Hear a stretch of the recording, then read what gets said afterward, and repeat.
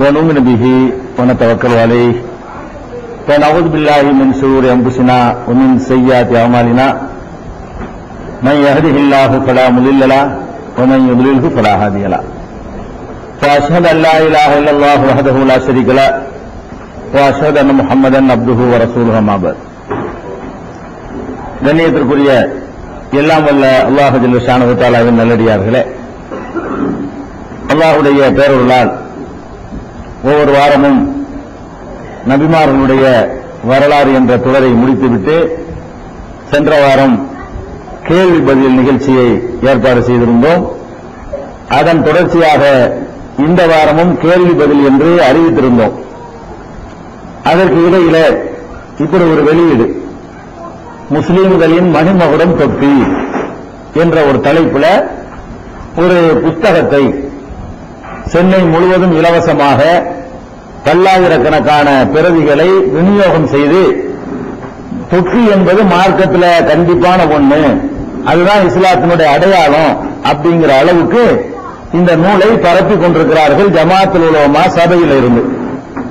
அதனால இதுல சொல்லப்பட்ட செய்திகள்லாம் சரிதானா, இது மார்க்கத்திற்கு உகந்ததுதானா என்பதை விளக்குவதற்காக வேண்டி இன்றைக்கு நம்ம கேள்வி பதிலை தள்ளி வைத்துவிட்டு முழுசாக இதுதான் நம்ம தலைப்பா எடுத்துக் கொண்டிருக்கிறோம். முஸ்லிம்களின் மணிமகுடம் தொப்பி. பொதுவாக இதை தொகுத்து வெளியிட்டவர் மௌலவி கே.ஏ. நிஜாமுத்தீன் மன்பவி. இவர் ஜமாஅத்துல் உலமா பேரவையுடைய பொதுச் செயலாளர் அப்படின்னு போடப்பட்டிருக்கிறது. ஏற்கனவே நாம நிஜாமுத்தீன் மன்பவிக்கு ரொம்ப நன்றி கடன் பட்டிருக்கிறோம். ஏனென்று சொன்னால், ரமலான் மாசத்தில் தொழுகிற தராவி தொழுகை, இரவு தொழுகை 20 ரக்காத்து அவங்க தொழுது கொண்டிருக்கிறார்கள். திருமறை குர்ஆன் ஹதீஸுடைய சான்றுகள் பிரகாரம் 8 ரக்காத் தான் அப்படின்னு நாம பல வருடங்களா சொன்னோம். ஆனால் மக்களுக்கு அந்த அளவுக்கு அது ஈடுபடல. இவர் என்ன பண்ணார் தெரியுமா, நிஜாமுத்தீன் தராவி 20 ரக்காத்து ஒரு புத்தகம் போட்டாரு. அதை போட்டவங்கதான் மக்கள் அதை பறிச்சு பார்த்துக்கிட்டு 20 ரக்காத்துக்கு ஒரு ஆதாரமும் இல்ல, அவங்க போட்ட புத்தகத்தை வச்சு 20 ரக்காத்து என்று நிலைநாட்டுவதற்கு எந்த புத்தகத்தை போட்டாரோ அந்த புத்தகத்தை பறித்து பார்த்து விட்டு நாங்க நிறைய ஆதாரம் இருக்குன்னு நினைச்சோம். கடைசியில பார்த்து அவரே ஒத்துக்கிறாரு, நபிகள் நாயகம் சொல்லலன்னு ஒத்துக்கிறாரு, பின்னாடிதான் உருவாக்கப்பட்டுச்சுன்னு ஒத்துக்கிறாரு. இதுக்கப்புறம் என்ன பாயிண்ட் அவங்கள்ட்ட இருக்க, ஜமாஅத்துல் உலமா சேர்ந்து வெளியிட்டு இருக்கிறாங்க அப்படின்னு இந்த மக்கள் எல்லாம் இந்த தராவி இருந்தாலும் 8 தான், நீங்க அரபு நாடுகள்ல தொழுகிறாங்க பாருங்க, அதான் கரெக்டான முறை, இது பின்னாடிதான் உருவாக்கப்பட்டதுங்கிற எங்க இருந்து விளங்கிட்டாங்கன்னா இவர் போட்ட புத்தகத்தில் இருந்தான். நம்ம 8 ரக்காத்தை வலியுறுத்தி எவ்வளவு ஆதாரங்கள் போட்டோம். மக்கள் என்ன நினைச்சாங்க தெரியுமா, 20 ரக்காத்துக்கு ஏதாவது ஆதாரம் இருக்கும், இவங்க 8க்குள்ளவே சொல்றாங்க, உலமாக்கள்கிட்ட 20க்கு பயங்கரமான ஆதாரங்கள் வச்சிருக்கிறாங்க அப்படின்னு நினைச்சுக்கிட்டு இருந்தாங்க. இவங்க இதான் ஆதாரம் போட்ட உடனே இதானா ரசூலுல்லாஹ் சொல்றது இல்லையா, பின்னர்தான் உண்டாக்கப்பட்டுச்சா அப்படின்னு மக்கள் தெளிவாயிட்டாங்க. அதே மாதிரி இந்த முஸ்லிம்களின் மணிமகுடம் தொப்பின்னு போட்டிருக்கிறார். இதை போடாத நேரத்தில் மக்கள் நினைச்சிருப்பாங்க, நிறைய ஆதாரம் இருக்கு, தொப்பி போடுவதற்கு பயங்கரமான ஆதாரங்கள்லாம் இருக்கு நினைச்சிட்டு இருந்திருப்பாங்க. இவர் இதான் ஆதாரம் போட்ட உடனே இதுல உள்ள ஆதாரங்களோட லட்சணத்தை நான் வளர்க்கிறேன். இதை பார்த்த பிறகு கண்டிப்பா தொப்பிக்கு இஸ்லாத்துக்கு சம்பந்தம் இல்ல, அது மார்க்கத்தில் ஒரு வலியுறுத்தப்பட்ட சுன்னத்தோ ஒரு புஸ்தகத்தோ இல்ல, விரும்பினா போட்டுக்கொள்ளலாம், ஒரு ஆடை சட்டை போடுற மாதிரி ஒரு ஆடை தானே தவிர அது கட்டாயமானதோ விரும்பத்தக்கதோ அதிக நன்மை பயக்கக்கூடியதோ இல்லை என்பதை தெளிவாக வழங்கிக் கொள்ளலாம். இந்த புத்தகத்தை நிஜாமுத்தீன் மன்பவி வெளியிட்டிருக்கிறார். இதனுடைய பின்னணியெல்லாம் சொல்லணும். இந்த புத்தகத்தை பாராட்டி, ரொம்ப அற்புதமான புத்தகம், அவ்வளவு ஆய்வு பண்ணியிருக்கிறாரு. மொத்த புத்தகத்தினுடைய பக்கமே 24 பக்கம் கொண்ட புத்தகத்தை பாராட்டுறதுக்கு 9 பக்கம் இருக்கிற 24 பக்கம். இந்த 24 பக்க புத்தகத்துல 9 கழிச்சா எத்தனைங்க, 15 பக்கத்துக்கு ஒரு ஆர்டிகல் எழுதியிருக்கிறாரு. இந்த 15 பக்க ஆர்டிகலை ஒவ்வொரு மதரசாவுல இருந்தும் அவங்க பேர்களை போட்டு இந்த மாதிரி ஒரு அற்புதமான நூல் உலகத்தில் கிடையாதுங்கிற மாதிரி என்ன செய்யறாங்க, அதை சிலாவுக்கு முதல் பக்கம் எப்படி போச்சா, 2வது பக்கத்தை பாருங்க, 2வது பக்கத்துல முன்னுரைன்னு போட்டு அப்துல் ரஹ்மான் அஜரத்துங்கிற ஒரு தலைவராம், தமிழ்நாடு ஜமாஅத்துல் உலமா பேரவைக்கு தலைவர், அவரு நிஜாமுத்தீன் போட்டு அவங்க பாராட்டிக்கிறாங்க. அடுத்தது 3ஆம் பக்கத்துல அல் பாக்கியாத்து சாலிஹா, தமிழகத்தில் பெரிய கல்லூரி, அந்த பாக்கியாத்து சாலிகாத்துல இருந்து இந்த மாதிரி பயங்கரமான ஆராய்ச்சி பண்ணியிருக்கிறார்னு சொல்லி ஒரு பக்கத்துக்கு எழுதி, அப்புறம் அவங்களுடைய பேரு யார் யாரெல்லாம் பாருங்க, மௌலானா முஃப்தி, இவங்க எல்லாம் சேர்ந்து எவ்வளவு கீழ்த்தரமான ஒரு ஆய்வுல இறங்கி இந்த சரின்னு கண்டிருந்தாங்கன்னா இவங்களுடைய தகுதி நமக்கு தெரிஞ்சு போயிட்டு பாருங்க. மௌலானா முஃப்தி உஸ்மான் முஹிதீன் ஹஜரத், இவர் முதல்வர், பாக்கியாத்து சாலிகாத்துடைய வேலூர் பாக்கியாத்துடைய முதல்வர். மௌலானா முகமது கமாலுதீன் ஹஜரத் பேராசிரியர், மௌலானா ஜெயினுல்லாபுதீன் ஹஜரத் பேராசிரியர், மௌலானா சதகத்துல்லா ஹஜரத் அவர் ஒரு பேராசிரியர், மௌலானா அப்துல் ஹமீத் ஹஜரத் பேராசிரியர், மௌலானா முகமது இலியாஸ் ஹஜரத் பேராசிரியர், மௌலானா முகமது சலீம் ஹஜரத் பேராசிரியர், ஷஃபீக் அகமது ஹஜரத் பேராசிரியர், முகமது இக்பால் ஹஜரத் பேராசிரியர், மஹமூது ஹசன் ஹஜரத் பேராசிரியர், முகமது முஸ்தபா ஹஜரத் பேராசிரியர். இப்படி இவ்வளவு பேராசிரியர்கள் சூப்பர் புஸ்தகம் இது அப்படின்னு எழுதியிருக்கிறாங்க. அதுக்கப்புறம் லால்பேட்டை அடுத்த மதரசா, லால்பேட்டை மதரசாவுல இருந்து சர்டிபிகேட், அதுல என்ன செய்யறாங்கன்னு கேட்டா மிகச் சரியாக உள்ள ஆய்வு செஞ்சாங்களா, இதுல உள்ள செய்தியை மிகச் சரியாக இருக்கிறதுன்னு போட்டு அதை யார் பண்றாருன்னு கேட்டா ஏஇஎம் அப்துல் ரஹ்மான் ஹஜரத் அவர் பேராசிரியர், மௌலானா அல்ஹாஜ் முகமது ஜக்கரியா ஹஜரத் முதல்வர், மன்பூல் அன்வார் லால்பேட்டையுடைய முதல்வரும் நிஜாம் அப்துல் ரஹ்மான் சேர்ந்து என்ன பண்றாங்க, நாங்க இந்த 15 பக்க கட்டுரையை நாங்க படிச்சு பார்த்தோம், ரொம்ப எல்லாம் சரியா இருக்கு, ஆராய்ச்சி பண்ணி பார்த்ததுல எல்லாம் கரெக்டா இருக்கிறது அப்படிங்கிறாங்க. இப்படி ஆராய்ச்சி பண்ணிருக்காங்க, எத்தனை பேர் ஆராய்ச்சி பாருங்க. அதுக்கப்புறம் திருச்சியில உள்ள ஜாமியா அன்வார் உலூம் விஷயத்தை காண, அது 9 பக்கத்து மேல வரும். ஜாமியா அன்வார் உலூம்ல இருந்து என்ன பண்ணிருக்காங்கன்னா அவங்க பாராட்டுறாங்க. யார் யார் பாராட்டுறா, காரி உபைதுல்லா ஹஜரத் முதல்வர், முகமது ரூஹுல் ஹஜரத் துணை முதல்வர், பத்ருதீன் ஹஜரத் பேராசிரியர், இப்ராஹிம் அதுகம் ஹஜரத் பேராசிரியர், முகமது ஹசன் ஹஜரத் பேராசிரியர், ராஜி முகமது ஹஜரத் பேராசிரியர், முகமது முபாரக் அலி ஹஜரத் பேராசிரியர், அப்துல் லத்தீப் ஹஜரத் பேராசிரியர், முகமது அலி ஹஜரத் பேராசிரியர், ஷேக் சஃபியுddin ஹஜரத் பேராசிரியர், முகமது ஜமால் ஜலாலுddin ஹஜரத் பேராசிரியர், முகமது காசிம் ஹஜரத் பேராசிரியர், அப்துல் கையூம் ஹஜரத், இவ்வளவு பேராசிரியர்கள் இந்த 15 பக்கத்தை படிச்சு ஆராய்ச்சி பண்ணியிருக்கிறாங்க.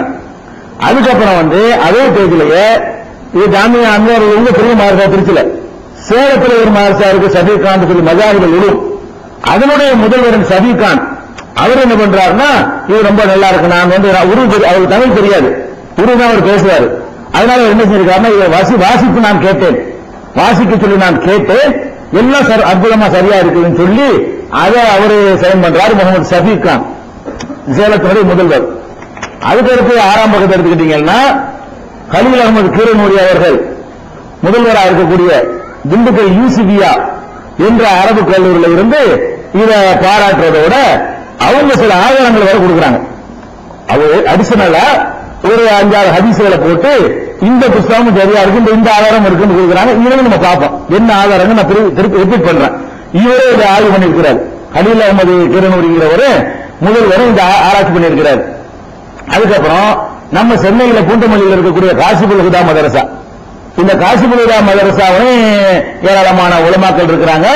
அதுல அதனுடைய முதல்வர் யாரு, முகமது யாக்கூப் ஹஜரத் அப்படிங்கிறவரும், மௌலானா முஃப்தி அங்க பத்துவ கொடுக்கிறது ஒருத்தர் இருப்பாரு முஃப்தி, அவர் அபுல் ஹசன் ஹஜரத் காசிமி அப்படிங்கிறவரும் சேர்ந்து இது ரொம்ப அற்புதமான ஒரு புக்கு அப்படின்னு சொல்றாங்க.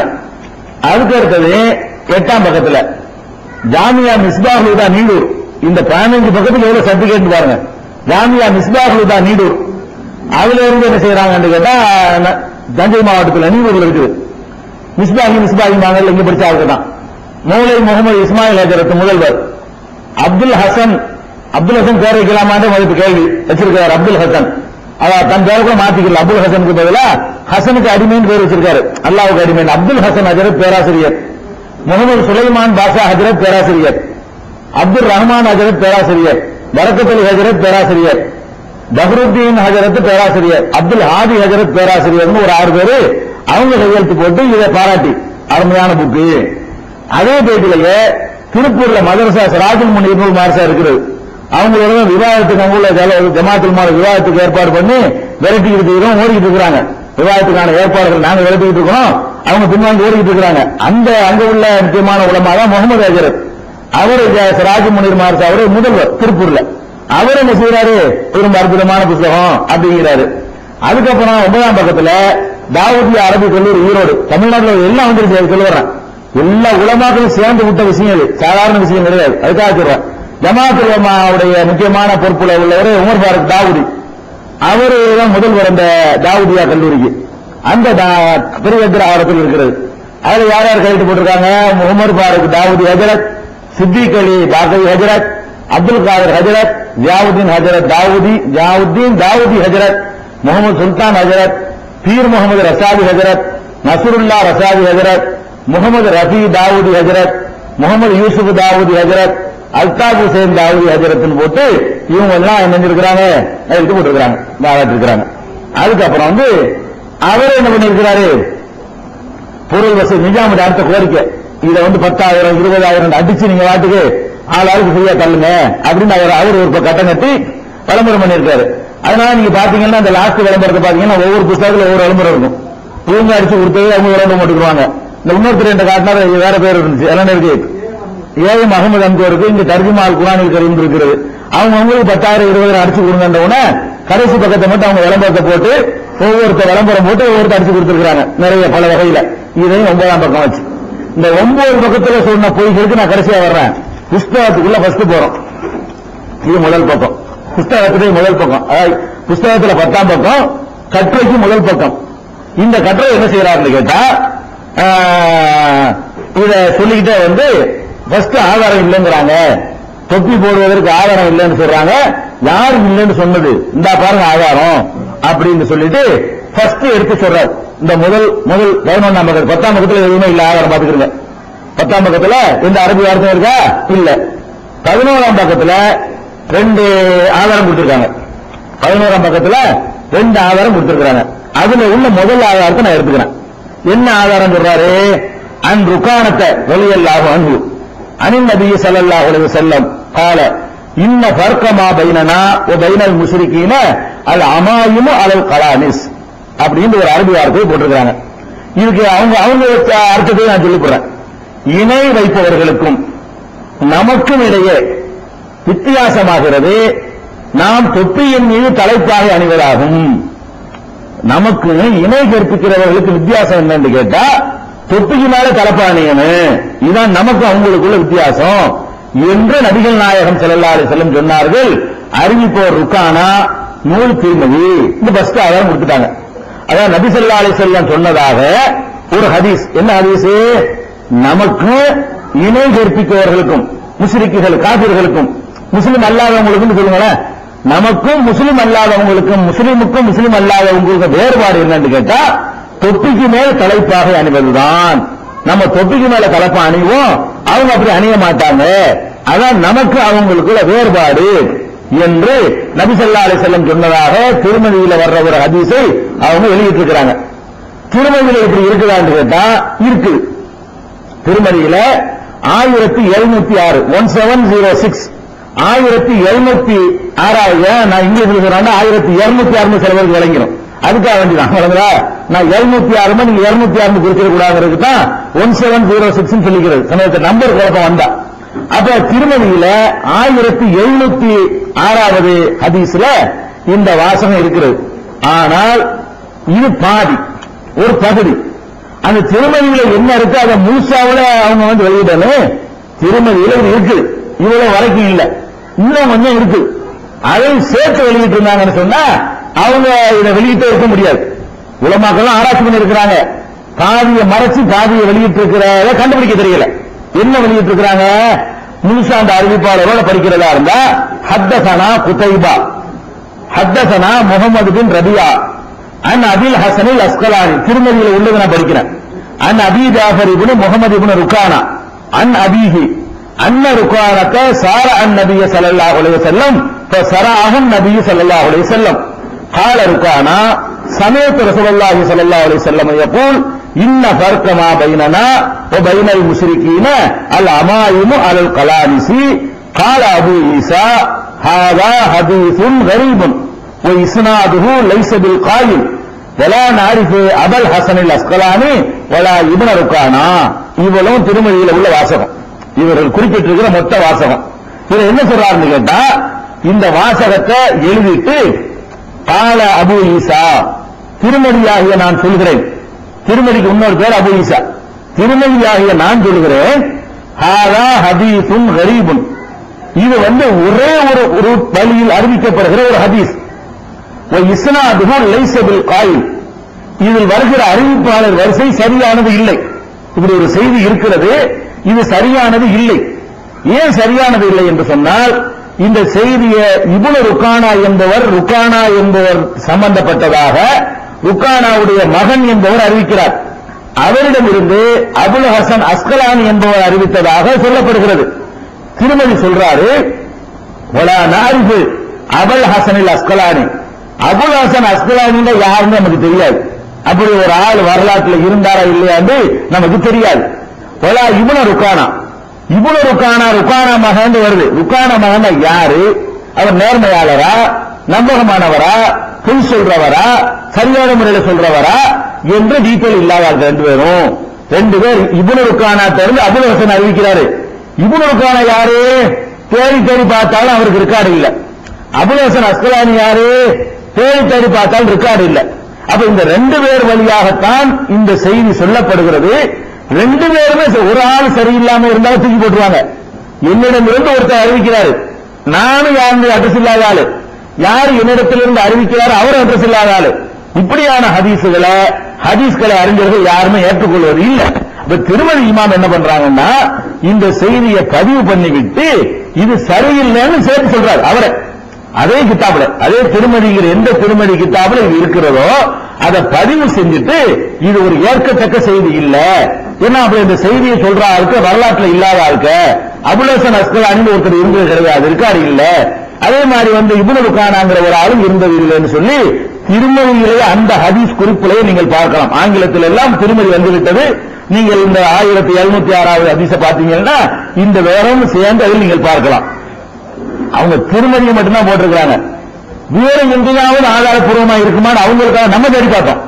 ஒருவேளை இந்த ஹதீஸ் இந்த ஆள் இல்லாம வேற ஆள் வழியாக அறிவிக்கப்பட்டு வேற எந்த நூலையாவது இருக்குமா அப்படின்னு சொல்லி அவர்கள் சார்பா நம்ம தேடி பார்த்தோம்னு சொன்னா, இதே செய்தி ஹாக்கிம்ங்கிற நூல்ல அவங்க திருமதி மட்டும்தான் கொடுத்திருக்கிறாங்க. ஹாக்கிம்ங்கிற நூல்லையும் 5903வது ஹதீஸ், அபூதாவுதுல 4078வது ஹதீஸ், முஸ்னத் அபூ யாலாவுல 1412வது ஹதீஸ், தபரானியுடைய கபீர்ல மோஜமுல் கபீர்ல 4614வது ஹதீஸ் ஆகிய இன்னும் 4 நூல்கள்ல இந்த ஹதீஸ் இடம்பெற்றிருக்கிறது. இந்த நாள்லயுமே அந்த 2 பேர் தான் வர்றாங்க. இந்த 4 நூல்லையுமே யார் வர்றா? அதே அபுல் ஹசன் அஸ்கலானி, அதே இப்னு ருக்கானா தான். இந்த திருமதி அல்லாத வேற 4 நூல்கள்லையும் இது பதிவு செய்யப்பட்டிருக்கிறது. அந்த நூல்கள்லையும் யார் வந்துருவான்னு கேட்டா அபுல் ஹசன் அஸ்கலானி தான் சொல்லுவாரு. அவருக்கு யார் சொல்லுவாருன்னு கேட்டா இப்னு ருக்கானாங்கிறவர் தான் சொல்லுவாரு. அப்ப இந்த இப்னு ருக்கானாங்கிற அட்ரஸ் இல்லாத ஆளும் அபுல் ஹசன் அஸ்கலானிங்கிற அட்ரஸ் இல்லாத ஆளும் தான் இந்த மெசேஜ் அறிவிக்கிறார்கள் என்று திருமதியிலே குறிப்பு இருக்கும் பொழுது, அது சரியான ஹதீஸ் இல்லை அதிலே சொல்லி இருக்கும் பொழுது அதை இருட்டடிப்பு செஞ்சு ஆதாரப்பூர்வமானது மாதிரி தோற்றத்தில் இவர் வெளியிட்டிருக்கிறாரு. இத்தனை உலமாக்கள் கிட்டத்தட்ட ஒரு 60 பேர் வரும் நினைக்கிறேன். அந்த லிஸ்ட் எண்ணி பார்த்தா 50 உலமாக்கள் இதை போய் ஆராய்ச்சி பண்ணிருக்காங்க. ஒரு 15 ஒரு 1000 பக்கத்துல புத்தகம் இருந்தா கூட ஆராய்ச்சி பண்றது தப்பு வந்திருக்கலாம். 15 பக்கம் ஒரு ஆர்டிக்கலை வச்சுக்கிட்டு இத்தனை உலமாக்கள் ஆராய்ச்சி பண்ணி திருமதி ஆராய்ச்சி பண்ண வேணாம்யா, எடுத்து பாத்தியா திருமதின்னு போட்டிருக்கிறாரு. எடுத்து பார்த்தாலும் இருட்டடிப்பு தெரியுமா? இது ஆராய்ச்சி பண்ணி கண்டுபிடிக்க வேணாம், வேற நூல்களில் போய் அறிவிப்பாளர்களை தேடி கண்டுபிடிக்கிற விஷயம் இல்ல. எந்த திருமதியிலிருந்து நிஜாமுதீன் இதை போட்டிருக்கிறாரோ அந்த திருமதிக்குமா அந்த ஹதீஸுக்கு பின்னாடி அதை ஒட்டி இது தூப்பு அப்படின்னு சேர்த்து சொல்றாரு. நீங்க என்ன ஆராய்ச்சி பண்ணி அப்படி பேரும் சேர்ந்து அப்ப யாராவது எழுதிட்டு வந்தா சும்மா சைன் பண்றது இவர்களுடைய தரம் அவ்வளவுதான். மார்க்கத்தில் பேணுதல் கிடையாது. இப்படி ஒரு ஆராய்ச்சி எழுத போறமே அது கரெக்டா இருக்கான்னு நம்ம தேடி பார்க்கணுமே என்ற ஆய்வு கூட இல்லாம இவருக்கு ஒரு நோக்கத்தோட செஞ்சிருக்கலாம். இவர்கள் திருமதி கிதாபை கூட எடுத்து பார்க்கல. ஒருத்தரும் பார்த்திருந்தார்களே, ஆனால் என்னப்பா பாதி விட்டுருக்கிற பிடிச்சு விடுவாங்களா ஆராய்ச்சி, நீ தப்புன்னு சொன்ன செய்தியை போய் நீ பாதிய இருட்டடிப்பு செய்தியன்னு கேட்டிருப்பாங்களா இல்லையா? இவங்க யாருமே கேட்கல என்பதில் இருந்து நாங்கள் பயங்கரமா வரிக்கு வரி ஆய்வு செஞ்சுங்கிறது அம்புட்டும் பொய். இது எப்படி பொய்யா இருக்கு அந்த ஹதீஸ்? அதே மாதிரி இவர்கள் ஆராய்ச்சி செய்ததாக சொல்வது என்ன இருக்கு, அடுத்த பொய்யாக இருக்கிறது. அது போக இன்னொன்னு கவனிக்க வேண்டியிருக்கு. என்ன தெரியுமா? இந்த ஹதீஸை பலவீனமான ஒரு ஹதீஸ் ஏற்கத்தகாத ஒரு ஹதீஸ்.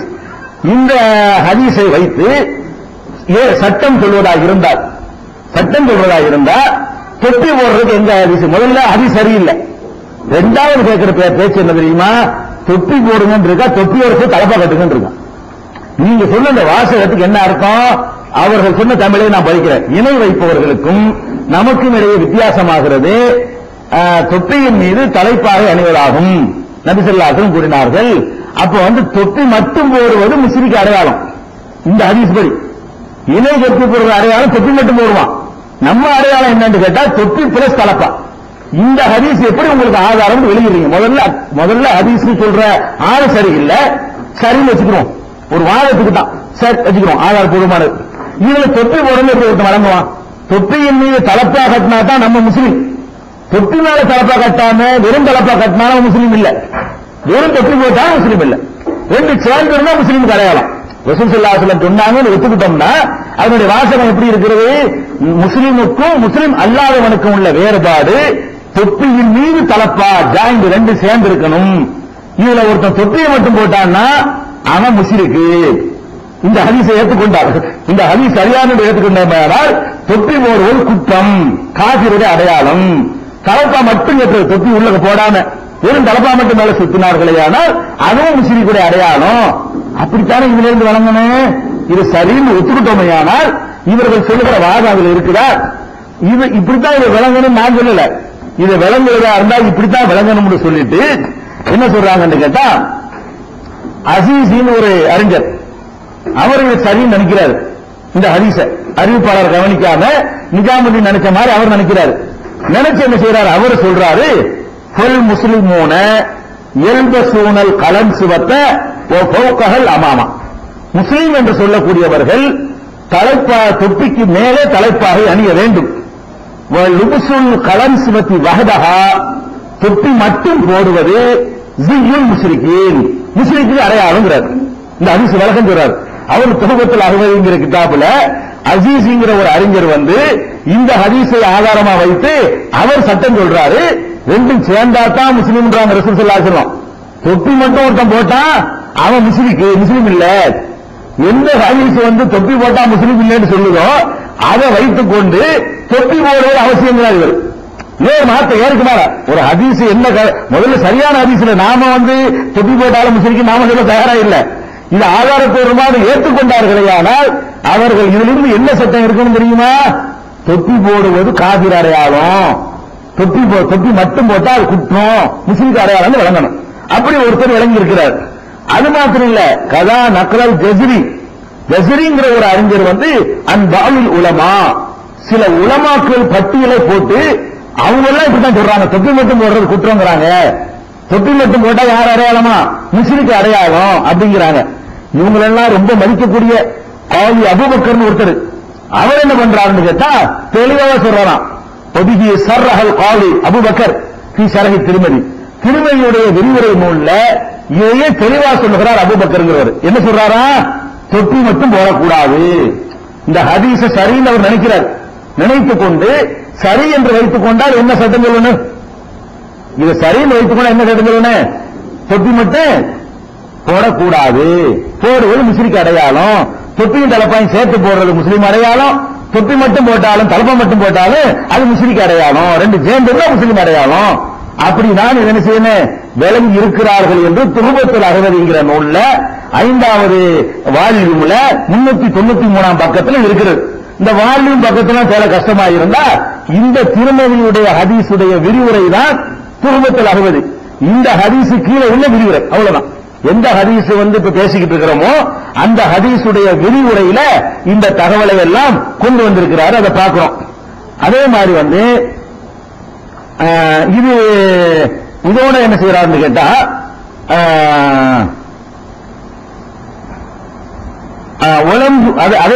அவனுல் மாபூத்ங்கிறது ஒரு நூல், திருவுரை நூல்.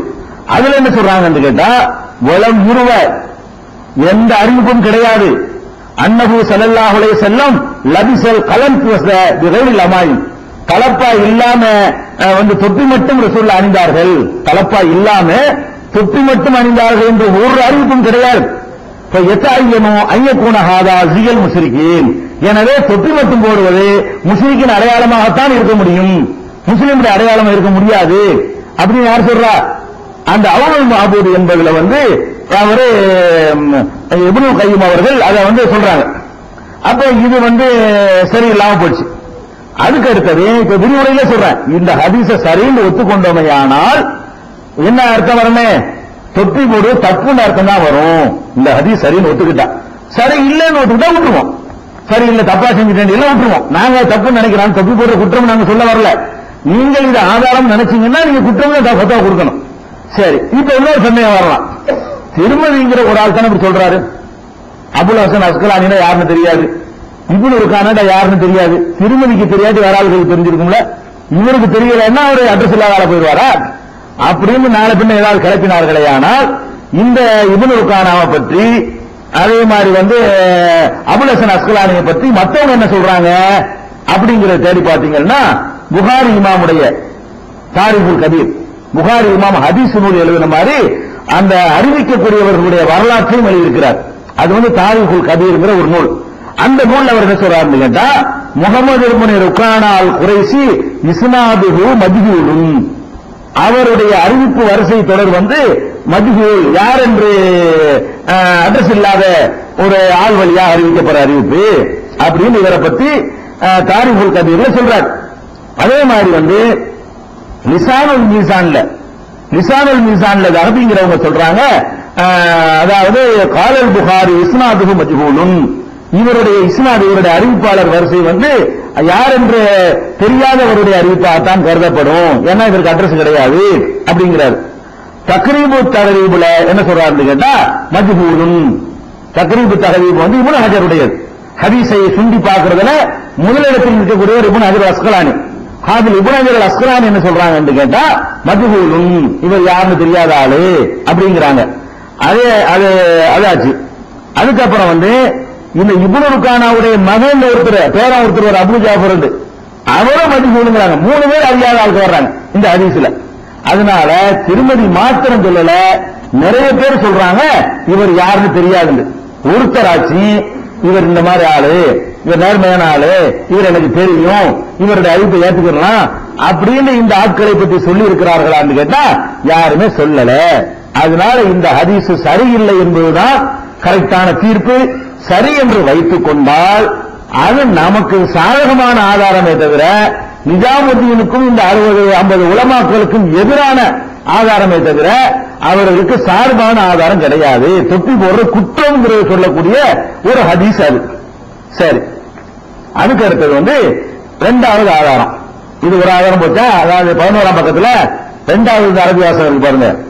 அது என்ன சொல்றாருன்னு கேட்டா, அந்த அனஸ் இப்னு மாலிக் ரலியல்லாஹு அன்ஹு அன்ன நபி ஸல்லல்லாஹு அலைஹி வஸல்லம் தகல ஆமல் ஃபத்ஹி வ அலா ரஅஸிஹில் மிக்ஃபர் வஃபி ரிவாயத்தின் அன் ஜாபிரின் தகல யௌமைதின் வ அலைஹி அமாமத்துன் சௌதா.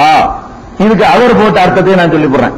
மக்கா நகர வெற்றியின் போது மாநபி ஸல்லல்லாஹு அலைஹி வஸல்லம் அவர்கள் தங்களின் தலையில் மிக்ஃபர் எனப்படும் கவசம் அணிந்தவர்களாக சென்றார்கள். அறிவிப்பவர் அனஸ், நூல் புகாரி. அதுக்கு விளக்கம் கொடுக்கிறார். மிக்ஃபர் என்பது தொப்பிக்கு கீழ் அணியப்படும் ஒரு வகை தலை கவசம். அவர் சொல்றார்.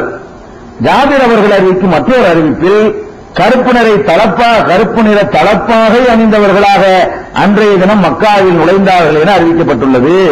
இந்த மொத்த அரபிக்கு இதுதான் தமிழ். சரியா? இப்ப என்ன பிரச்சனை தெரியுமா? இந்த மிக்ஃபர்ங்கிற வார்த்தை இருக்கு பாருங்க, அரபில் அதுல என்ன இருக்குன்னு கேட்டா, நபி ஸல்லல்லாஹு அலைஹி வஸல்லம் மக்கா வெற்றியின் போது மக்காவுக்குள்ள போறாங்க. போகும்போது அவங்க தலையில மிக்ஃபர் இருந்தது. மிக்ஃபர் அரபி சொல்லி இருக்கிறது. மொழிபெயர்க்கும் போது கவசம் போட்டார். மிக்ஃபர்னா என்ன தெரியுமா? மிக்ஃபர்னு சொன்னா நீங்க அந்த இரும்புல ஒரு தொப்பி மாதிரி இருக்கும், ஒரு ஈட்டி மாதிரி தலை நீட்டிட்டு இருக்கும், இப்படி காதுல வரைக்கும் இரும்பு தொங்கும். அந்த பழைய காலத்து புராண படங்கள் எல்லாம் காட்டுவாங்க. பழைய காலத்து இதுல எல்லாம் காட்டுவாங்க. எப்படின்னு கேட்டா, இரும்புல மொத்த தலையை மூடி அதுல கூரை அப்படி நீட்டிட்டு இருக்கும். நீட்டிட்டு இருக்குமா, இரும்பு உணவு மட்டும் முடியாது, அதுக்கப்புறம் காதையும் மறைச்சிருக்கும். அதுக்கு பேர் தான் தலைக்கவசம். இதை ரசூலுல்லாஹ் போட்டுக்கிட்டு மக்காவுக்கு போனாங்க பாருங்க. எதுக்கு போறாங்க மக்காவுக்கு?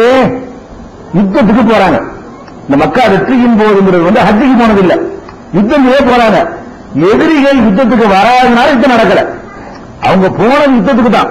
மக்காவை வந்து நம்மளை விரட்டி அடிச்சுட்டாங்க, நம்முடைய நாட்டை நம்ம மீட்க வேண்டும் அப்படிங்கிறதுக்காக வேண்டி படை திரட்டி கொண்டுதான் நபி ஸல்லல்லாஹு அலைஹி வஸல்லம் மக்காவுக்கு போறாங்க. போகும்போது என்ன செய்யறாங்கன்னு கேட்டா, யுத்தத்தை எதிர்பார்த்துட்டு வந்து என்ன எப்படி போகணும், கவசம் போட்டு தானே போகணும். யுத்தம் ஒருவேளை வந்துருச்சுன்னா வெட்டினா இரும்பு கவசம் போட்டு அந்த காலத்துல வந்து வாழை கொண்டு தானே வெட்டுவான். வாழை கொண்டு வெட்டும் போது ஒன்னும் ஆகாது, வாழை தான் உடையும்.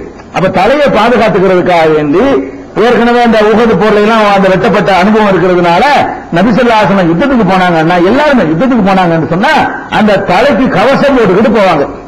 ஒரு யுத்த காலத்துல கவசம் போட்டுக்கிட்டு நின்றாங்கிறது தொகுதி ஒரு ஆதாரமா?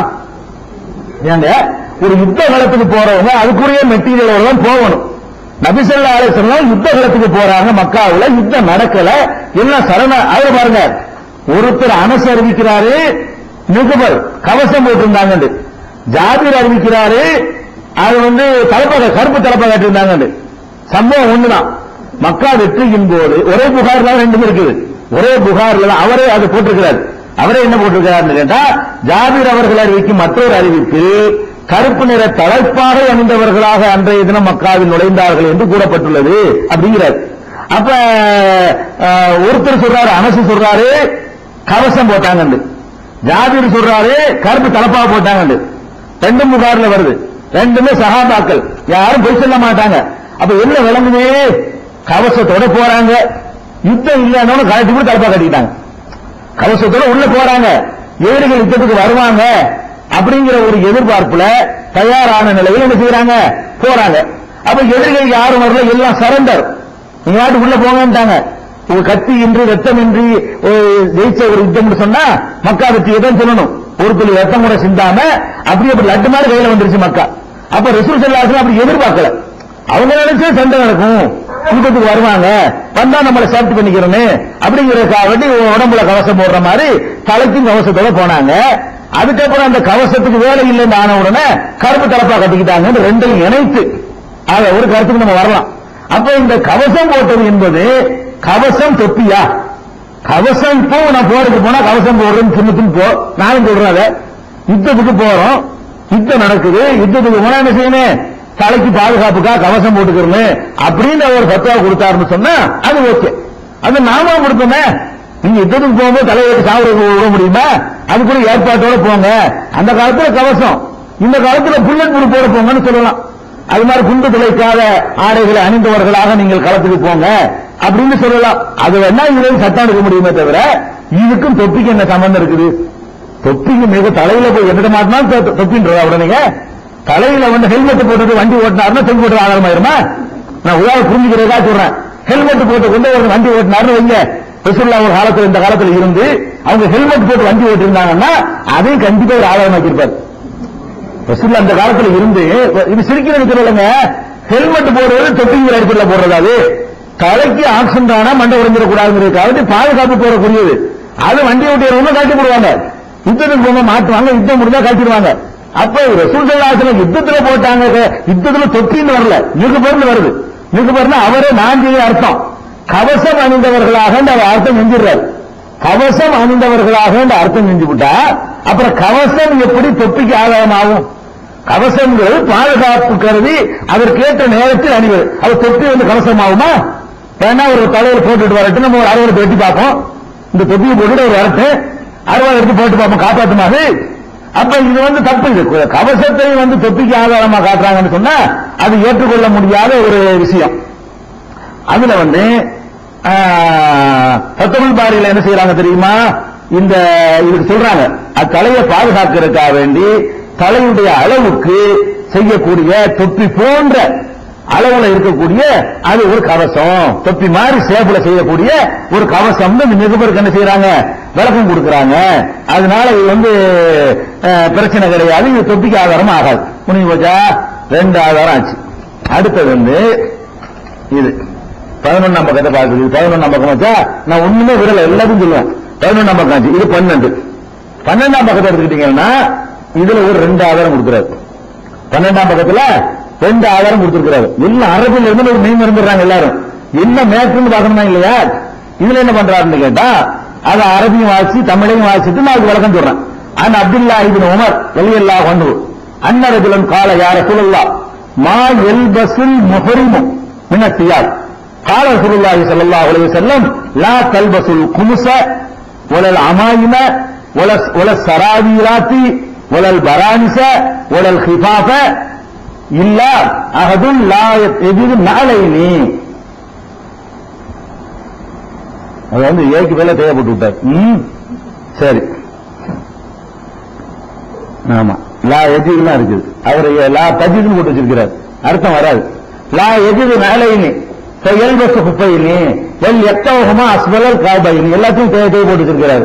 லா தஜிது தல்பசு ஒரு தக்தவன் அந்த இடத்துல அர்த்தம் வராது, பெண்பால் கூடிய வார்த்தை தான் வரணும். இதை பார்த்து நான் படிச்சுக்கிட்டேன். சரி, இது புகாரின்னு போட்டிருக்கிறாரு. இதுக்கு அர்த்தம் என்ன தெரியுமா? அவருடைய அர்த்தம், ஹஜ்ஜுக்கு இஹ்ராம் கட்டுகிறவர் எந்த துணிகளை அணிய வேண்டும் என்று ஒருவர் நபி ஸல்லல்லாஹு அலைஹி வஸல்லம் கேட்ட பொழுது சட்டை, தலைப்பாகை, கால் சட்டை, தொப்பி, காலுறை ஆகியவற்றை அணியக்கூடாது என்று பதிலளித்தார்கள். ஹஜ்ஜுக்கு இஹ்ராம் கட்டிட்டோம்னு சொன்னா தைக்கப்பட்ட எந்த உரை அணியக்கூடாது. ஹஜ்ஜுக்கு நீங்க போயிட்டீங்கன்னு சொன்னா அந்த ஹஜ்ஜுக்கு நீங்க முடிகிற வரைக்கும் தச்சது இந்த சட்டைலாம் போடக்கூடாது. கைகள் இருக்குல்ல, தைக்கப்பட அதுதான் துணியை போத்திக்கிறாங்க, தைக்கப்படாததான் அணியணும். அப்ப நபி ஸல்லல்லாஹு அலைஹி வஸல்லம் ஒருத்தர் கேட்கிறாரு, ஹஜ்ஜுக்கு இஹ்ராம் கட்டினவர் எதை அணியலான்னு கேட்கிறாரு. ரசூல் ஸல்லல்லாஹு அலைஹி வஸல்லம் எதை அணியலான்னு சொல்லாம எதை அணியக்கூடாதுன்னு சொல்லி போடுறாங்க. இதை தவிர மத்தெல்லாம் போட்டுக்காண்டு. அப்ப எதை அணியலான்னு அவர் கேட்கிறாரு. நபி ஸல்லல்லாஹு அலைஹி வஸல்லம் சொல்றாங்க, சட்டை அணியக்கூடாது, தலைப்பாகை அணியக்கூடாது, கால் சட்டை பேண்ட் அது அணியக்கூடாது, தொப்பி அணியக்கூடாது, காலுறை சாக்ஸ் அணியக்கூடாது. இதையெல்லாம் இஹ்ராம் அணிஞ்சாலும் அணியாதப்பா அப்படின்னு ரசூலுல்லாஹ் சொன்னாங்க. இந்த அதிக போட்டாரா? அதுக்கு ஆதாரம், அது வாதம் எப்படி வைக்கிறாருன்னு கேட்டா, தொப்பி அணிந்திருக்கும் பழக்கம் அக்காலத்தில் முஸ்லிம்களிடையே இருந்து வந்ததால் தான் இஹ்ராம் அணியும் போது அதனை கலற்றி விடுமாறு நபி ஸல்லல்லாஹு அலைஹி வஸல்லம் அவர்கள் கட்டளையிட்டுள்ளார்கள் என்பதை இந்த ஹதீஸிலிருந்து விளங்கிக் கொள்ளலாம். அது இஹ்ராம் அணிந்தவர்கள் தொப்பி போடக்கூடாது ரசூலுல்லாஹ் சொல்றாங்கல்ல, அப்ப அந்த தொப்பி போடுற ஒரு பழக்கம் இருந்திருக்கிறது, இருந்தா தானே தொப்பி போடக்கூடாதுன்னு சொல்ல முடியும் அப்படின்னு ஒரு வாதத்தை வைக்கிறார். இப்ப என்ன செய்யறோம்னு கேட்டா, இதுல 2-3 விஷயத்தை கவனிக்கணும். ஃபர்ஸ்ட் மேட்டர் என்ன தெரியுமா? இதுல தொப்பி மட்டும் சொல்லப்படல, கால் சட்டை கூட சொல்லப்பட்டிருக்கு. அப்ப தொப்பியை நீ சுமத்துன்னு சொல்ல வந்தேன்னா அப்ப பேண்ட் போடுற சுமத்துன்னு சொல்லணும். அது வரல, லுங்கி வரல, அதுல வேஷ்டி கைலாம் வர காணாம். அது என்ன வருது தெரியுமா? அவரை போட்டு அர்த்தத்தை திருப்பி சொல்ல பாருங்க. சட்டை அணிகிற பழக்கம் இருந்துச்சு, அதனால இஹ்ராம்ல சட்டை போடாதுன்னு. சரி, தலப்பாக அணிகிற வழக்கம் இருந்துச்சு, அதனால தலப்பாக போட வேணாம். சரி, அதுக்கடுத்து 3வது கால் சட்டை. அவர் அர்த்தம் இருக்காரு, கால் சட்டை என்னங்க? பேண்ட் போடுற பழக்கம் இருந்துச்சு, அதே வேணான்னு சொல்லிட்டாங்க. தொப்பி போடுற பழக்கம் இருந்துச்சு, ஹஜ்ஜி நேரத்தில் வேணான்னு சொல்லிவிட்டாங்க. சாக்ஸ் போடுற வழக்கம் இருந்துச்சு, காலுறை அதை போடக்கூடாது. 5 விஷயம் வருது. 5ல இந்த நாளை சுண்ணத்துன்னு சொல்லாம இந்த நாளை வலியுறுத்தாம அது என்ன தொப்பி மட்டும் எடுத்துறீங்க? அப்ப இதுல இருந்து ஆவல் எடுப்பதா இருந்தால் நபி ஸல்லல்லாஹு அலைஹி வஸல்லம் காலத்துல பேண்ட் தான் போட்டுக்கிறாங்க. லுங்கி கட்டினதா வரல, கைலி கட்டினதா என்ன செய்யல வரல. அதனால கால் சட்டை அணியாதவர்கள் பள்ளிவாசலுக்குள்ள வரக்கூடாது, தொப்பி போடாதவர்கள் பள்ளிவாசலுக்குள்ள வரக்கூடாதுன்னு போட்ட மாதிரி இதுல உள்ள 5 விஷயத்தையும் எழுதணும். தொப்பி, கால் சட்டை, காலுறை, தலப்பாகை, அப்புறம் என்னது சட்டையா? சட்டை, தலப்பாகை, கால் சட்டை, தொப்பி, காலுறை. இந்த 5 இல்லாத யாரும் பள்ளிவாசல் வரக்கூடாதுன்னு எழுதி போடும். இதுல 5 மீட்டர் இருக்கிறது. இந்த 5 மீட்டர் என்ன அந்தஸ்து? கால் சட்டை அணியலாம், தொப்பி அணிஞ்சு ஹராம் தான் நாங்க சொல்றோம்.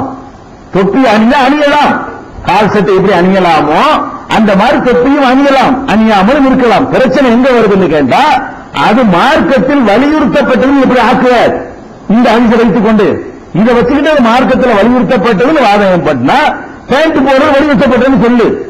இதே உலமாக்கள் தான் 1940களில் ஃபத்வா கொடுத்தாங்க, பேண்ட் போடுற ஹராம். இதே உலமாக்கள் தான் அது வெள்ளக்காரனுடைய கலாச்சாரம், பேண்ட் போடக்கூடாது, அது தனியா பிரிச்சுக்காருக்கு காலம் மட்டும் ஃபுல்லா கவர் பண்ணி லுங்கி தான் கொடுத்தானு அப்படின்னு சொல்லி ஃபத்வா கொடுத்தாங்க. யாரு? இந்த உலமாக்கள் தான் கால் சட்டை வந்து ஹராம்னு ஃபத்வா கொடுத்தாங்க. அவங்க தான் இப்ப பண்றாங்க. அந்த கால் சட்டை இஹ்ராம்ல தான் அணிய கூடாதுன்னு ரசூலுல்லாஹ் சொன்னாங்க, மற்ற நேரத்தில் அணியலாங்கிற அளவுக்கு நிலைமை மாறி இருக்கு. சரி, இப்ப என்ன பிரச்சனை தெரியுமா? தொப்பி அணிந்திருக்கும் பழக்கம் அக்காலத்தில் இருந்ததாம், அதுல இருந்து விளங்குறாங்களாம். சரி, தொப்பி அணிந்த வழக்கம் இருந்தது. அதே மாதிரி வந்து கால் சட்டை அணிகிற பழக்கம் அக்காலத்தில் இருந்தது. பழக்கத்தில் இருந்தா மார்க்கம் ஆயிருமா? அது சுன்னத்தாயிருமா? அது விரும்பத்தக்கது ஆயிருமா? விரும்பத்தக்கது என்று சொல்வதற்கு இப்படி ஆதாரமா? ஃபர்ஸ்ட் விஷயம்.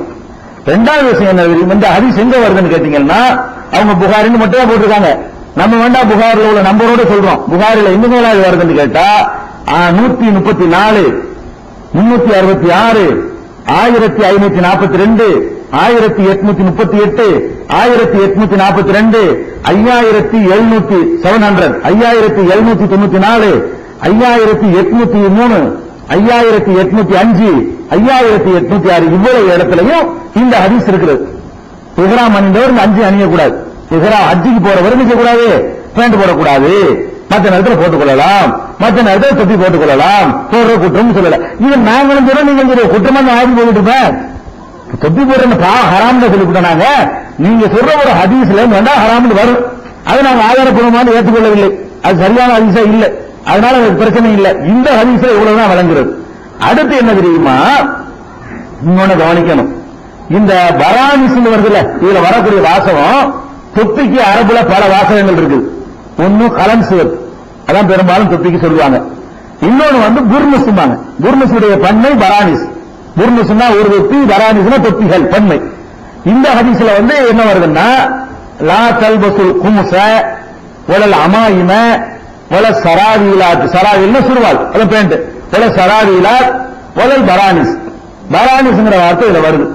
இந்த பரானிஸ் என்ற சொல் வந்து புர்னுஸ் என்ற, புர்னுஸ் வேற மீன்சீன், இந்த சொல்லுக்கு பன்மை தான் பரானிஸ். புர்னுஸ்னா என்ன அப்படின்னு சொல்லி இந்த அகராதி நூல்களையும் ஹதீசுகள்ல வரக்கூடிய சொற்களுக்கு தனி அகராதிகள் இருக்கிறாங்க சில அறிஞர்கள். அவங்களுடைய நூல்களையும் தேடி பார்த்தோம்னு சொன்னா, ஹதீசுகள்ல வர்ற சொல்லுக்கு ஒரு அகராதி நூல் நிகாயா. நிகாயாங்கிற இப்னு அஸீருடைய நூல். அவர் என்ன சொல்றாருன்னு கேட்டா, ஹுவ கலன்சுவத்தும் தவீலத்தும். புர்னுஸ் என்று சொல்வது சாதாரண தொப்பி கிடையாது, நீளமான தொப்பி. இங்க அவ்வளவு பெருசா இருக்கணும். புர்னுஸுக்கு என்ன அர்த்தம்னு கேட்டா, அது அவ்வளவு கரெக்ட் சைஸுக்கு உட்கார்ந்தா இதுக்கு பேர் புர்னுஸ் கிடையாது, இதுக்கு பேர் கலன்சுவத்து. புர்னுஸ்ங்கிற வார்த்தை எதுக்கு சொல்லணும்னு கேட்டா, அந்த காலத்துல நீங்க பார்த்திருப்பீங்க, துருக்கி தொப்பி பார்த்திருக்கீங்களா? பழைய காலத்து ஆட்களை பார்த்தவங்களுக்கு தெரியும். அந்த காலத்துல கலீல் ரோமா, ரியாஜி, இந்த மாதிரி ஆளுக்கு என்ன செய்வாங்கன்னா, ஒரு தொப்பியை கவுத்திருப்பாங்க. கிட்டத்தட்ட அது வந்து ஒரு இவ்வளவு பெருசா இருக்கும், இவ்வளவு உயரத்தில் இருக்கும். தலையில கவுத்துனா இப்படி நேரம் நீட்டிட்டு இருக்கும், சிவப்பு கலர்ல. அது ஒரு குஞ்சம் ஒன்று வச்சிருப்பாங்க, அது பேர் துருக்கி தொப்பின்னு பேரு. அதுக்கு பேர் என்னது? துருக்கி தொப்பி. அது போடாலே இப்ப காணும். அந்த காலத்துல மலேசியா வானொலியில மணிமொழி மௌலானா எம்ஜே கலீல் ரஹ்மான் ஒருத்தர் உரை நிகழ்த்துவாரு, அவருக்கு தான் போட்டுட்டு இருப்பாரு. இந்த ரஹமத் பத்திரிகை ஆசிரியர், முன்னாள் ஜமாத் உலமா தலைவர் இருந்தாரு, அவரெல்லாம் நாங்க பார்த்திருக்கணும், அவர் அப்படித்தான் போட்டிருப்பாரு. அதுக்கு பேர் தான் புர்னுஸ். புர்னுஸ் சொன்னா கலன்சுவத்தும் தவீலத்தும், பெரிய நீள தொப்பி. அது வெயில் படாம இருக்கிறது, அப்படின்னு மண்டல வெயில் விடும்ல, வச்சுட்டுனா கொஞ்சம் கேப் இருக்கும், காத்தோட்டம் இருக்கும். அதுக்காண்டி இப்படி இப்படி போட்டுக்கிற ஒரு வழக்கம் அந்த வெப்ப காலத்தில். இது மார்க்க ரீதியாக போடுற தொப்பி கிடையாது, வெயிலுக்காக வெப்பத்துக்காக ரெண்டு போடுவாங்க இந்த புர்னுஸ். அந்த புர்னுஸை பத்தி அவர் சொல்றாரு இதுல நிகாயாவுல. நிகாயா ஃபி கரீபுல் ஹதீஸ் என்ற நூல்ல 1வது வால்யூம்ல 122வது பக்கத்துல சொல்றாரு, காலல் ஜௌஹரி ஹுவ கலன்சுவத்தும் தவீலத்தும். புர்னுஸ் என்ற இந்த ஹதீஸில் வந்திருக்கிற வார்த்தைக்கு அர்த்தம் நீளமான தொப்பி. இந்த தொப்பிய காணும் முஸ்ஸாக்கு எல்பசூனஹா ஃபி சதரில் இஸ்லாம். இஸ்லாமிய ஆரம்ப காலத்துல ஹஜ்ஜி கிரியை செய்யக்கூடியவர்கள் அணிந்து வந்தார்கள். எல்லா மக்களும் அணிஞ்சிருக்கல. ஹஜ்ஜிக்கு போகும்போது பிறந்த வழியில கிடக்கணும் தாங்க இயலாதுங்கிறதுனால மண்டைய சூடுபடுத்தாம காப்பாற்றுறதுக்காக வேண்டி இந்த ஹாஜிகள் மட்டும் ஹஜ்ஜி நேரத்தில் அணிந்து கொண்டு வந்தார்கள். அதனால அது அணியாதுங்கிறாங்க ரசூலுல்லாஹி ஸல்லல்லாஹு அலைஹி வஸல்லம். இது வந்து ஹாஜிகள் வந்து இந்த தொப்பியை தான் போடுவாங்க. ஏன்னா வெட்ட வழி, வீட்டுல இருந்தா தங்கிக்கலாம். இப்ப உள்ள மாதிரி லாட்ஜ் வசதிகளோ ஹோட்டல் அறைகள்லாம் போல கிடையாது. அரபாவில் தங்கினா மண்டை காயும், ஒரு சாக்கு படுதாவை தான் போட்டுக்க முடியும், அதெல்லாம் வெப்பத்தை தாங்காது. அதனால காணும் முஸ்தாக்குனா ஹாஜிகள், ஹஜ்ஜிக்கு செல்லக்கூடியவர்கள் வந்து இதை அணிந்து வந்தார்கள். ஹாஜிகள் அந்த காலத்தில் வெப்பத்துக்கு அணிந்து வந்ததுக்கு பேர் தான் புர்னுஸ். எல்லா மக்களும் சாதாரணமா அணிந்து வந்தாங்க அர்த்தம் கிடையாது. அதே மாதிரி வந்து இதையே கருத்தல் லிசானுல் அரபுங்கிற நூல்ல 6வது வால்யூம்ல 26வது பக்கத்துல சொல்றாரு, கானன் முஸ்ஸாக்கு யல்பஸூனஹா ஃபீ சத்ரில் இஸ்லாம், அதே வாசத்தை அப்படியே சொல்றாரு. அதே மாதிரி முக்தாரு ஸஹாஹ்ங்கிற நூல்ல 1வது வால்யூம்ல 20வது பக்கத்துல அவர் சொல்றாரு, கலன் அல் புர்னுசு கலன் சுவத்தும் தவீலத்தும், புர்னுசுன்னு சொன்னா நீளமான ஒரு தொப்பி, கானன் முஸ்ஸாக்கு யல்பஸூனஹா ஃபீ சத்ரில் இஸ்லாம், இஸ்லாமிய ஆரம்ப காலத்துல ஹாஜிகளை அணிந்து வந்தார்கள். அப்ப ஹாஜிகள் என்ன செய்வாங்கன்னு கேட்டா ஒரு நீளமான ஒரு தொப்பி ஒண்ணு போட்டு இருந்தாங்க. அதை போட்டாதீங்கப்பா, நீங்க ஹாஜிக்கு போய் வழக்கமா வச்சுட்டு இருக்கீங்க, நீங்க இஹ்ராம் அணிஞ்சிட்டு போடக்கூடாது, மற்ற நேரத்தில் போட்டுட்டு போங்கன்ட்டாங்க. அப்ப இந்த புர்னுஸை வைத்துக் கொண்டு அதை நீங்க சட்டம் சொல்றதா இருந்தா அந்த 1.5 முழ தொப்பி தான் போடணும். அரஜானுக்கு உள்ள தொப்பி போடக்கூடாது. எவ்வளவு அரஜான் இருக்குமா? 5 இன்ச்சு. இப்ப நம்ம போடுற தொப்பிலாம் எவ்வளவு? 5 இன்ச்சு இருக்கும். இது புர்னுஸ்ல 1.5 முழம் இருக்கும். இங்க நீளமா இருக்கும், தலையெல்லாம் இடிக்கும் போனோம்னா அந்த மாதிரி சைஸ்ல உள்ளது. அது போக இதுல போடணும்னு என்ன கட்டாயம் இருக்குது? போடுறது குடும்பத்துக்கு எப்படி இருக்குது? ஹஜ்ஜி நேரத்துல தொப்பியும் போடாத பேண்ட்டும் போடாத ரெண்டும் சொல்லப்பட்டிருக்கு. அப்ப பேண்ட் எப்படி புரிஞ்சுக்கிறோம்? இப்ப ஹஜ்ஜி நேரத்துல பேண்ட் போடக்கூடாதுன்னா பேண்ட் போட வழக்கம் இருந்தது, அது சுன்னத்து, அதனால எல்லாம் வேட்டையை விட்டுவிட்டு பேண்ட் போடுங்கன்னு சொல்ல முடியுமா? அது எப்படிங்க தோகுது? எப்படி ஒரு ஆதாரமா நீங்க எடுத்துக்காட்டீங்க? இவ்வளவு 60 ரூபாய்க்கு என்ன ஆராய்ச்சி பண்ணீங்க? இது ஆராய்ச்சி பண்ற மெத்தட் இதானே? செஞ்சு பார்க்கணும். அடுத்து என்ன செய்யறாருன்னு கேட்டா, அது முடிஞ்சிருச்சா? அடுத்தது ஹதீஸ் அவ்வளவுதான். இது வரைக்கும் நீங்க பார்த்ததுல ஒண்ணு திருமையில வர்ற ஹதீஸ், அது ஆதாரமற்ற ஹதீஸ். 2வது கவசம், கவசம் பத்தி சம்பந்தம் இல்லை. 3வது என்ன வருதுன்னு கேட்டா, இஹ்ராம் உள்ளவர் புர்னுஸ் போடாதீங்க, பேண்ட் போடாதீங்க நாங்க ரசூலுல்லாஹி சொல்றோம். இதுல இருந்து எந்த ஒரு சான்றும் இது பள்ளியாசலுக்கு தடுக்கிறதுக்கு உள்ள ஒரு மேட்டராவெல்லாம் இல்லை. இது அவசியம் வலியுறுத்தப்பட்டதோ, இஹ்ராம் இல்லாத இடத்துல கண்டிப்பா போட்டுக்கிறீங்க, அல்லது விரும்பத்தக்கது அல்லது சிறப்பானது என்ற கருத்துக்கள் இது தரல. அடுத்து என்ன செய்யறாரு? அந்த 12ஆம் பக்கத்தை 4வது பாயிண்ட், 4வது ஆதாரம் அரபில போட்டிருக்காரு. அரபில போட்டு ரொம்ப பயங்கரமான ஹதீஸ் நினைச்சிருப்பீங்க. இது என்னன்னு ஆகிற பாருங்க. கால இப்னுல் கய்யிம் ஃபீ ஜாதுல் மஆத், இப்னுல் கய்யிம் என்பவர் ஜாதுல் மஆத் என்ற நூலில் சொல்லுகிறார், கான யல்பஸுஹா, நபி ஸல்லல்லாஹு அலைஹி வஸல்லம் அதை அணிவார்கள். அதையும் இருக்குது இவர் பிராக்கெட்ல ஏனில் அமாமத்து தலப்பாகை அணிவார்கள். எல்பசு தஹ்தஹல் கலம்சுவா, அதுக்கு கீழே தொப்பி அணிவார்கள். இப்னுல் கய்யிம் என்பவர் சொல்றாரா, நபி ஸல்லல்லாஹு அலைஹி வஸல்லம் தலப்ப அணிவாங்க, எல்பசு தஹ்தஹல் கலம்சுவா, அதுக்கு கீழே தொப்பி முதல்ல போட்டுக்குவாங்க. ஒண்ணு கான எல்பசுல் கலம்சுவத்தை பிகைரி அமாமத்தின், தலப்பா இல்லாமல் வெறும் தொப்பியும் ரசூலுல்லாஹ் போடுவார்கள். பாயிண்ட். ஜாதுல் மஆத்ங்கிற நூல்ல இப்னுல் கய்யிம் என்பவர் சொல்றாரு, ரசூல் ஸல்லல்லாஹு அலைஹி வஸல்லம் நடவடிக்கை பலவாரா இருந்துச்சு. ஒரு நடவடிக்கை என்னவா? தொப்பி போட்டு மேல தலப்பா கட்டுற ஒரு நடவடிக்கை. கான எல்பசுல் கலம்சுவத்தை பிகைரி அமாமத்தின், தலப்பா இல்லாம வெறும் தொப்பி போடுவது, அப்படியும் ரசூலுல்லாஹ் போட்டிருக்கிறார்கள். எல்பசுல் அமாமத்தை பிகைரி கலம்சுவத்தின், தொப்பி இல்லாம வெறுந்தலப்பாவும் போட்டிருக்கிறார்கள். 3 ரசூலுல்லாஹ் போட்டிருக்கிறார்கள். வாசகத்துக்கு அர்த்தம் இது நானே சொல்ல வேணாம், அவர் சொன்னதை வாசிக்கிறேன். அல்லாமா இப்னுல் கய்யிம் ரஹ்மத்துல்லாஹி அலைஹி அவர்கள் ஜாதுல் மஆத் என்ற நூலில் எழுதியுள்ளதாவது, ரசூலுல்லாஹி ஸல்லல்லாஹு அலைஹி வஸல்லம் அவர்கள் தொப்பி அணிந்து அதன் மேல் தலைப்பாக அணிந்திருந்தார்கள். மேலும் தலைப்பாக இன்றி தொப்பி மட்டும் அணிபவர்களாகவும், தொப்பி இன்றி தலைப்பாகை மட்டும் அணிபவர்களாகவும் இருந்தார்கள். அப்படின்னு யார் சொல்றாரா? இப்னுல் கய்யிம் என்பவர் சொல்றாரு அப்படின்னு ஜாதுல் மஆத் என்று போட்டிருக்கிறாங்க. இதுல இப்னுல் கய்யிம்ங்கிறவர் யாரு அப்படின்னு கேட்டா, அவர் நல்ல அறிஞர் தான்.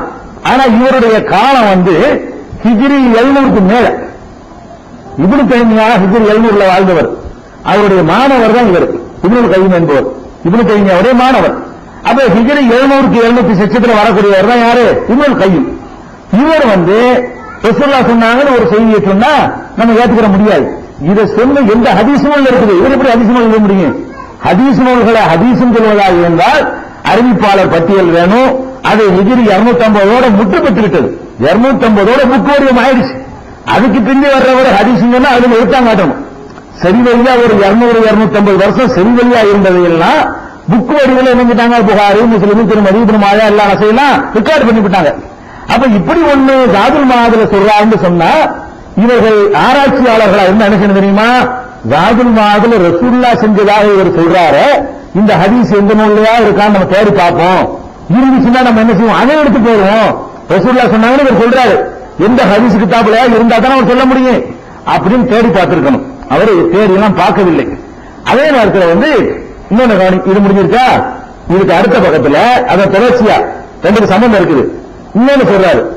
அது என்ன சொல்றாருன்னா துஹ்பத்துல் அஹ்வதி பிஷரஹி ஜாமி திருமதி, திருமதியுடைய விரிவுரை நூலாகிய துஹ்பத்துல் அஹ்வதியில் உள்ள மேட்ரு அப்படின்னு ஹதீஸ்லாம் இதெல்லாம் ஹதீஸ் எங்க மூணோட முடிஞ்சு வச்சுங்க. ஒண்ணு தொப்பியும் தலப்பாயும் தான் முஸ்லிமுக்கு முஸ்லிமுக்கு வித்தியாசங்கிறது, இன்னொன்னு கவசம் போட்டாங்கிறது, இன்னொன்னு இஹ்ராம் நேரத்தில் தொப்பி போடக்கூடாது தடுத்தது. இந்த மூணு தான் ரசூலுல்லாஹ்வோட சம்பந்தப்பட்டது. முதல்ல லைஃப் ஆனது, பிந்தின ரெண்டுக்கும் தொப்பிக்கு சம்பந்தம் இல்லை, அது சட்டம் எடுக்க முடியாது. நாலாவது சொல்றதெல்லாம் அவர் சொன்னார் இவர் சொன்னார் தான்.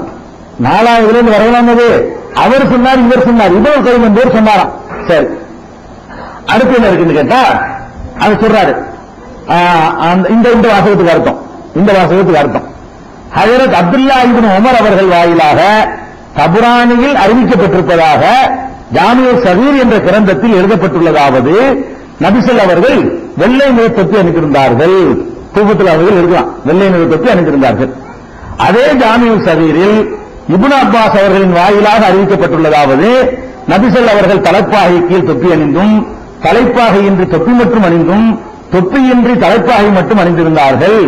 மேலும் ரசூல் ஸல்லல்லாஹு அலைஹி வஸல்லம் அவர்கள் யமன் நாட்டு தொப்பி அணிந்தவர்களாக இருந்தார்கள் அப்படின்னு சொல்லி ஜாமிஉ ஸகீர் என்ற புத்தகத்தில் இருப்பதை இப்னு துஹ்பத்துல் அஹ்வதிங்கிறது அதை எடுத்து சொல்றார். ஒன்னு இப்னுல் கய்யிம் என்பவருடைய சொல்லு, இன்னொன்னு ஜாமிஉ ஸகீர் இருக்கிறது. இதுல என்ன பிரச்சனைன்னு கேட்டா நபி ஸல்லல்லாஹு அலைஹி வஸல்லம் அவர்கள் தலப்பா இல்லாம தொப்பி மட்டும் அணிஞ்சாங்க இப்னு கய்யிம் சொல்றார். இப்படி எந்த ஒரு ஹதீஸ் நூல்லையா இருக்கணும், எந்த ஒரு ஹதீஸ் நூல்லையாவது நபி ஸல்லல்லாஹு அலைஹி வஸல்லம், இப்ப நான் சொல்றேன் நபி ஸல்லல்லாஹு அலைஹி வஸல்லம் தொப்பி இல்லாம தலப்பா போட்டாங்க, ஏத்துக்கிறீங்களா? நீ எப்படியா சொல்லுவ, உனக்கு எப்படியா தெரியும் கேட்டீங்களா?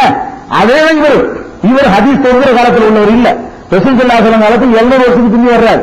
அவர் வந்துட்டு ரசூலுல்லாஹ் தொப்பி இல்லாம தலப்பா மட்டும் போட்டா, தலப்பா இல்லாம தொப்பி மட்டும் அணிஞ்சாங்கன்னு சொல்வதா இருந்தால் அவர் எந்த நூலில் எடுத்தாரோ அந்த நூலை காட்ட வேண்டும். அவர் காட்டவில்லை. நாமும் தேடி தேடி தேடி என்று தேடிவிட்டோம், கிடைக்கவில்லை. கிடைக்கல மட்டுமில்ல, இவர் எந்த துஹ்பத்துல் அஹ்வதி ஆதாரம் காட்டியிருக்கிறாரோ அந்த துஹ்பத்துல் அஹ்வதியிலே அவர் என்ன சொல்றாருன்னு கேட்டா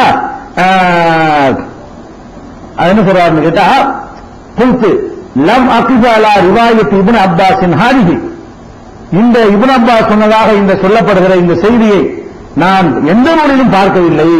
ஃபலா அத்ரி ஹல் ஹிய சாலிஹத்துன் லில் இஹ்திஜாஜி அம் லா, இது ஆதாரமா எடுக்கத்தக்கதா இல்லையா என்று நமக்கு தெரியாது. நானும் இவர் எந்த நூலை காட்டுறாரோ அவர் கீழே எழுதுறாரு, இப்படி ஒரு ஹதீஸ் இருக்குன்னு எழுதி வச்சிருக்காங்க, நானும் தேடி தேடி பார்த்துட்டேன், அப்படி ஒரு ஹதீஸ் என்னால காண முடியலன்னு எழுதியிருக்கிறாரு. அந்த வரி விட்டுட்டாங்க. துஹ்பத்துல் அஹ்வதிங்கிற கிதாபுல கீழே அவர் சொல்றாரு, இப்படி ரசூலுல்லாஹ் போட்டதா சொல்றாங்க, நானும் என்னென்னமோ நூல்கள்லாம் தேடி பார்த்துக்கிட்டேன், அப்படி ஒரு அறிவிப்பாளரை கிடைக்கவே இல்லை, அதனால அதை பத்தி ஆதாரமா எடுத்துக்கொள்வதா இல்லையாங்கிற பேச்சுக்கு இடம் இல்லைன்னு முடிச்சிருக்கிறாரு. அது இருட்டடிப்பு. ரசூலுல்லாஹ் சொன்னதா சொல்றாங்க, ஆனால் ரசூலுல்லாஹ் சொல்லை பதிவு செய்கிற ஹதீஸ் நூல்ல இருக்கான்னு கேட்டா ஹதீஸ் நூல்ல இல்ல.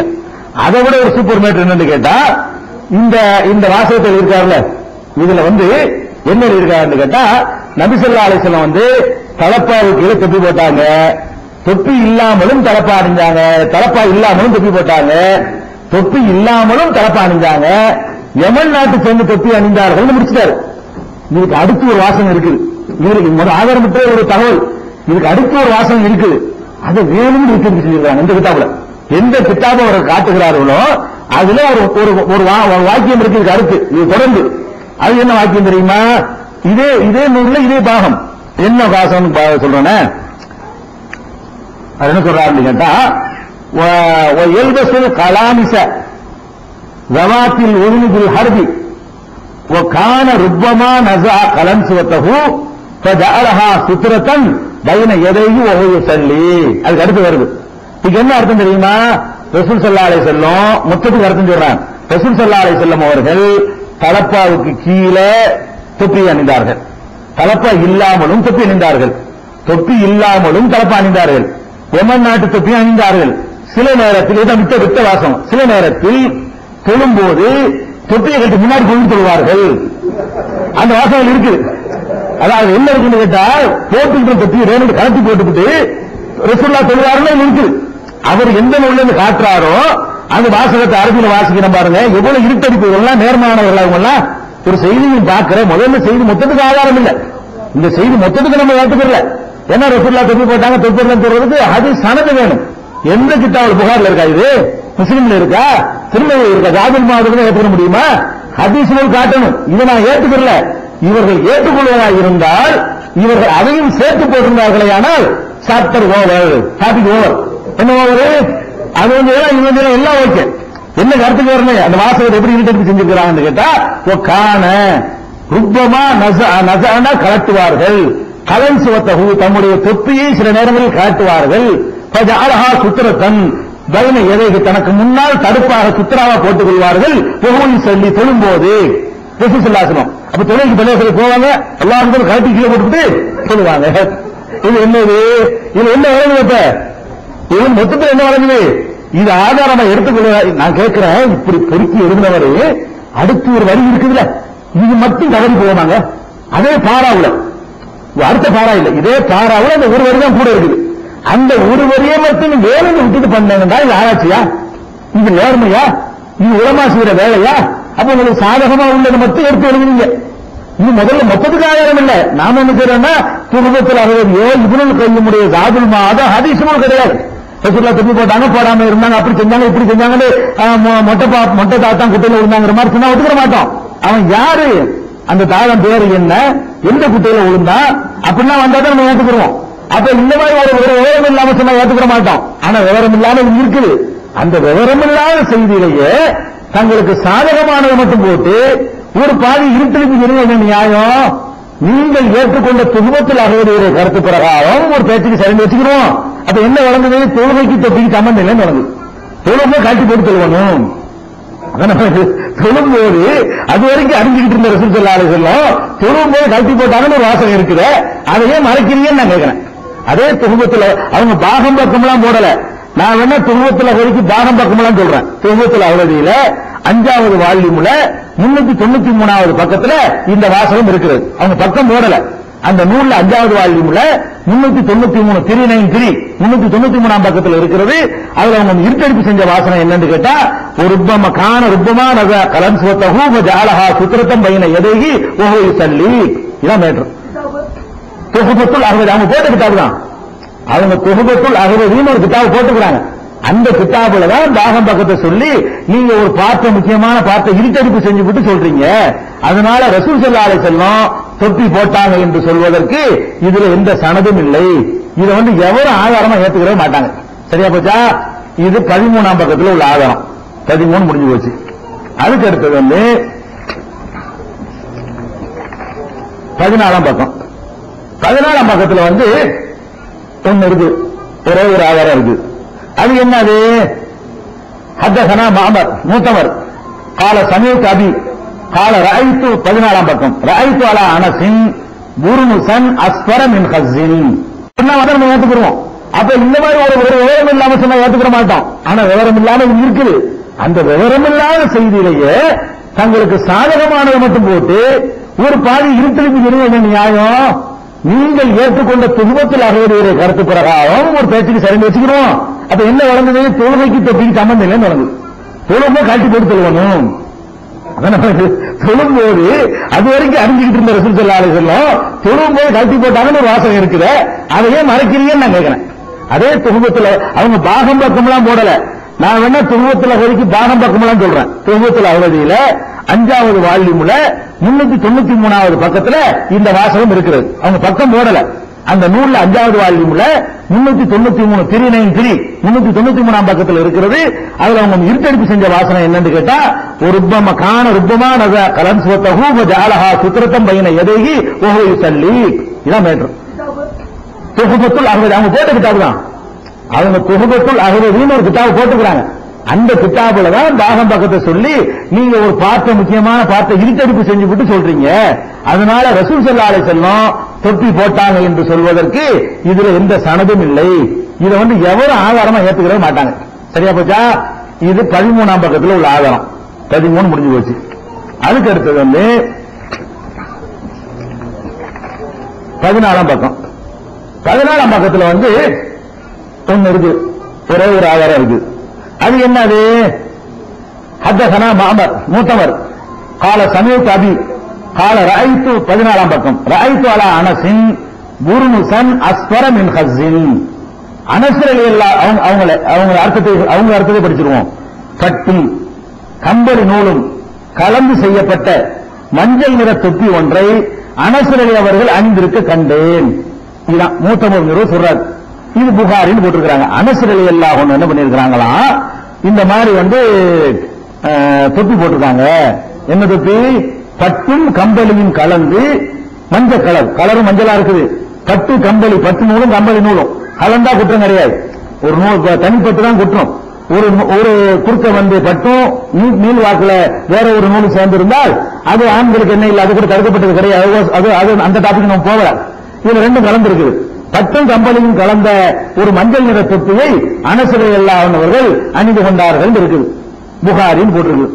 இந்த புகாரில பாயிண்ட் என்ன தெரியுமா? ஃபர்ஸ்ட் என்னன்னா, அனஸ் அணிந்ததா சொல்வது புர்னுஸ். அந்த அரபி வாசம் என்ன வருது? ரஅய்து அலா அனஸின் புர்னுசன். அனஸ் புர்னுஸ் ஒன்றரை முறை தொப்பி போட்டிருந்தாரு.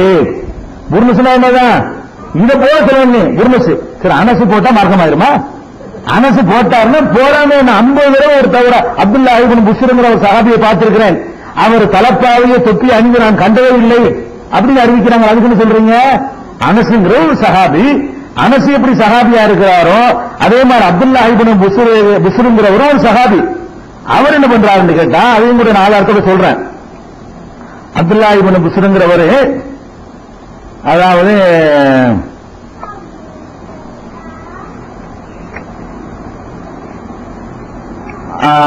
ஆஹாது ஒரு மகானி அப்படிங்கிற நூல்ல ஹதீஸ் முத்தாது 3வது வால்யூம்ல 46ஆம் பக்கத்துல 1337வது நம்பர் கொண்ட ஹதீஸா இருக்கிறது. சஃப்வான் என்பவர் சொல்றாரு, ரஅய்து அப்துல்லாஹ் இப்னு புஸ்ரி.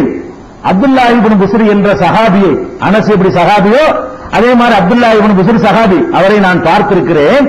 அக்ஸர மின் 50 மர்ரா, 50க்கு மேற்பட்ட தடவை. ஒரு தடவை நான் பார்க்கல, 50 தடவைக்கு மேல பார்த்திருக்கிறேன். இன்னைக்கு பார்த்துரு, அடுத்த மாசம் பார்த்திருப்பாரு, அடுத்த வருஷம் பார்த்திருப்பாரு. 50 தடவைங்கிறது பல வருடங்களில் நடந்திருக்கும். 50க்கு மேற்பட்ட தடவை பார்த்திருக்கிறேன். லம் அர அலைஹி கலன்சுவத்தன், அவர் தலையில தொப்பியை நான் கண்டதே கிடையாது. பல அமாமத்தன் தலைப்பாயும் கண்டதே கிடையாது. லா ஃபீ ஷிதாயின் வலா ஸைஃபின், கோடை காலத்திலேயோ குளிர்காலத்திலேயோ எந்த கட்டத்திலையும், கோடை காலமா இருந்தாலும் சரி குளிர்காலமா இருந்தாலும் சரி எந்த கட்டத்திலையும் அப்துல்லாஹ் இப்னு புஸ்ருங்கிற ஒரு சஹாபியை நான் பார்த்தேன். ஒரு தடவை 50 தடவை பார்த்திருக்கிறேன். ஒரு நாள் ஒரு தொப்பியும் போட்டதில்லை, அவர் தலப்பாவும் போட்டதில்லைன்னு இருக்குது. அப்ப அதை வச்சுக்கிட்டு நீங்க சட்டு சொல்லுவீங்களா? அனஸ் என்ன வருது? அனஸ் மஞ்சள் தொப்பி போட்டாராம், அதை மொத்தமாக பார்த்தாராம். 50 தடவை வரல, ஒரு தடவை தான். அவங்க 50 தடவை இது ஒரு தடவை பார்த்திருக்கிறாரு. அந்த ஒரு பார்த்த அன்னைக்கு போட்டிருப்பாரு. இன்னும் எத்தனை தடவை போடாம இருந்திருப்பாரு. 50 தடவை திருப்பி பார்க்கும்போதெல்லாம் போடாம காட்சி இருந்தாருன்னு சொன்னா அது அவர் வழக்கம். ஒரு தடவை தொப்பியோட காட்சி இருந்தா வழக்கம்னு சொல்ல இயலாது. இவர் பார்த்த அன்னைக்கு போட்டிருப்பாரு, அடுத்த நாள் காட்டியிருப்பாரு, அப்படி வரும். 50 தடவை அப்படி சொல்ல முடியாது. அப்ப இது ஒரு முதல் பாயிண்ட் என்ன தெரியுமா? அனசு போட்டாங்கன்னா அதனால என்ன போடுற குற்றம் இல்லைன்னு சொல்லிட்டு போ. நாங்களும் குற்றம்னு சொல்லல, நல்லா போட்டுட்டு போ, பாவம் நாங்களும் சொல்லல. அது போடணும்னு சொல்றது எங்க போன ஆதாரம் கிடைச்சு? அதுக்கு என்ன ஹதீஸ் ஆதாரம் வைத்து போட்டுதான் ஆகணும்? இதான் முஸ்லீமுக்கு அடையாளம். மணிமகுடங்களுக்கு என்ன ஆதாரம் இருக்கிறேன்? அப்ப இந்த மணிமகுடத்தை அப்துல்லாஹ் இப்னு புஸ்ர் விட்டுறாரா? அப்துல்லாஹ் இப்னு புஸ்ருங்கிற சஹாபி வேணும்னு மணிமகுடத்தை கலட்டி வீசி எரிஞ்சிட்டாரா? அந்த அப்துல்லாஹ் இப்னு புஸ்ர் இந்த பள்ளியாசலுக்கு போகும்போதெல்லாம் போர்டு வச்சு தடுத்தாங்களா? அவர் சஹாபி தானே. பாயிண்ட் அதான கேட்கணும். ஃபர்ஸ்ட் அது வழங்கணும். 2வது என்ன தெரியுமா? புகாரில இருக்குது. எது இருக்குது? அனஸ் மஞ்சள் தூக்கி போட்டாங்க, பட்டு நாளையும் கம்பளி நாளையும் சேர்ந்து போட்டாங்க. புகாரியுடைய ஹதீசுகள் 2 வகை இருக்கிறது. புகாரியுடைய ஹதீஸ் எத்தனை இருக்கு? 2 வகை இருக்கிறது. ஒண்ணு அறிவிப்பாளர்களோட சொல்லக்கூடிய ஹதீஸ், அதோட எப்படி சொல்வார் புகாரி? எனக்கு இவர் சொன்னாரு, அவருக்கு அந்த அவர் சொன்னாரு, இந்த அவருக்கு அவர் சொன்னாரு, அவருக்கு இவர் சொன்னாரு, இவருக்கு அபூ ஹுரைரா சொன்னாரு, அபூ ஹுரைராவுக்கு ரசூலுல்லாஹ் சொன்னாங்கன்னு வரும். எந்த ஒரு ஹதீஸ் எடுத்துக்கொண்டாலும் ஒரு 5 பேர் 6 பேர் தனக்கும் ரசூலுல்லாஹ்வுக்கு மத்தியில் அப்படி சங்கிலி தொடரா பேர்களை சொல்லுவார். இது எனக்கு நானா ரசூலுல்லாஹ்ட்ட கேட்கல, நான் எனக்கு ரசூலுல்லாஹ் எவ்வளவு வித்தியாசம் இருக்கிற காலத்தால எனக்கு இந்த ஆள் தான் சொன்னார், இந்த ஆளுக்கு அந்த அவர் தாத்தா சொன்னார், இவருக்கு அவருடைய தாப்பனார் சொன்னார், இவருக்கு இந்த அவர் சொன்னார்னு சொல்லி அபூ ஹுரைரா வரைக்கும் போய் ரசூலுல்லாஹ் வரைக்கும் போயிடுவார். இப்படித்தான் புகாரியுடைய ஹதீஸ்கள் இருக்கும். இது ஒரு வகை. அதே புகாரியில அவருக்கு அது ஒரு ஏற்கத்தகாத ஒரு டாபிக்கா இருக்குன்னு வைங்க, அதை என்ன செய்வார்னு கேட்டா எந்த அறிவிப்பாளரும் இல்லாம கால தலைப்புல சும்மாச்சும் சொல்லுவார். அதுக்கு என்ன இருக்காது? இந்த செய்தி தனக்கு எப்படி கிடைச்சுன்னு சொல்ல மாட்டார். அதுல வந்து புகாரில பதிவு பண்றதுக்கு தகுதி இல்ல அப்படின்னா என்ன பண்ணுவாருன்னு கேட்டா அது சும்மா தலைப்பா சொல்லுவாரே தவிர அதுக்கு எந்த அறிவிப்பாளர் வரிசையும் சொல்ல மாட்டார். இதுக்கு பேர் தஅலீக்னு சொல்லுவாங்க. புகாரில இது மாதிரி தஅலீக் என்ற தலைப்புல ஏராளமான ஹதீஸ் இருக்கிறது. இந்த அனஸ்ல வந்து தொப்பியை பார்த்தேங்கிறார்ல, முஅத்தமர் என்பவர் சொல்றார் நான் பார்த்தேன். இந்த முஅத்தமர் யார்கிட்ட சொன்னாரு? புகாரி காலத்துல வாழ்ந்தவர். இந்த மூலதான் இருக்கு. புகாரி என்ன இருக்குன்னு கேட்டா ஹதீஸ் நம்பர்ல இது வராது. ஹதீஸ் நம்பர் எதுக்கு போடுவார் அவரு? அறிவிப்பாளர் பேரோட வருமே, அதுக்கு தான் நம்பர் போட்டு வருவாரு. இது நம்பரையும் போட மாட்டார். புகாரியுடைய நம்பர் எல்லாம் நானே நம்பருக்கு சொல்லுவேன் உங்களுக்கு. இது நம்பர் வராது. புகாரி கிதாபுல என்ன இருக்காது, ஹெட்டிங் போட்டிருப்பாரு. அனசு வந்து மஞ்சள் தொப்பி போட்டத மூத்தமர் பார்த்தாரு. மூத்தமர் பார்த்துட்டு யார்கிட்ட சொன்னாரு? புகாரிட்டையா? புகாரி காலத்தில் உள்ளவர் அவரு சொல்லிருக்க முடியாது. அவர் யார்கிட்ட சொன்னாரு? அவர் யார்கிட்ட சொன்னாரு? இது எப்படி புகாரி கிடைச்சு? அந்த வாரம் கிடையாது. இந்த தாலீக் என்பது புகாரியில் இடம்பெற்றிருக்கிற ஹதீஸுடைய தரத்தை பெறாது. புகாரியில் இருக்கும். புகாரியில வந்து ரெண்டு வகையா, ஒன்னு தாலீகாத்துல் புகாரி என்று சொல்லுவாங்க, இன்னொன்று வந்து முஸ்னதாத் சனதுகளோட சொல்லக்கூடிய ஹதீசுகள். சனதுகளோட சொல்லக்கூடிய ஹதீசுகள் தான் அவர் ஆய்வு பண்ணி சரி என்று முடிவு செய்து தலைப்புல அவர் கொண்டு வரக்கூடிய செய்தி. தலைப்புல என்ன செய்வார்னு கேட்டா அபூ ஹுரைரா இப்படி சொன்னார்னு முடிச்சிருவார். அபூ ஹுரைரா சொன்ன இவருக்கு எப்படி தெரியும்? அது சொல்ல மாட்டார். அபூ ஹுரைரா சொன்னார்னு தலைப்பு இருக்கும். அப்ப அந்த ஹதீசுகள் எல்லாம் அது எந்த நூலில் இருக்கோ ஆதாரத்தோட காட்டணும். புகாரிக்கு வந்து முஅத்தமர் சொன்னாருங்கிற ரெக்கார்டு கிடையாது. அதனால இது புகாரியில தாலீக்குல வர்றத வந்து புகாரின்னு மொட்டையா போடக்கூடாது, தப்பு. புகாரி தாலீக்குன்னு சேர்த்து குறிப்பிடணும். ஏன்னா அது வந்து அறிவிப்பாளரோட வருதுன்னு மக்கள் நம்புறாங்க. அப்ப இவங்க அதுல ஒரு தப்பு பண்ணிருக்காங்க. புகாரில வருதுன்னு இதுக்கு அறிவிப்பாளர் கிடையாது. அறிவிப்பாளர் இல்லைன்னு சொன்னா சும்மா நான் சொல்ற மாதிரி தான் அதுக்கு ஒரு பெரிய வெயிட் கிடையாது. ஃபர்ஸ்ட் அனசு மஞ்சள் துணி போட்டதுனால சட்டமாகாது. அப்படி வச்சுக்கிட்டா கூட அதை விட மற்றவங்க தொலைவுல போடாம இருந்திருக்கிறாங்க, அதுக்கு ஆதாரம் இருக்கிறது. மூணாவது வந்து இந்த இதுக்கு சனது கிடையாது. புகாரில உள்ள இந்த ஹதீஸ்களே இல்ல, சனது கிடையாது, புகாரின்னு போட்டிருக்கிறாங்க, அது தப்பு. அதனால இதுல ஒரு பாயிண்ட் கிடையாது. அதுக்கு அடுத்தது வந்து பாருங்க, இதுவும் முக்கியமானது. இந்த புர்னஸுக்கு அர்த்தம் சொன்னோம்ல, நீல தொப்பிண்டு அவ்வளவு கொடுத்துட்டா.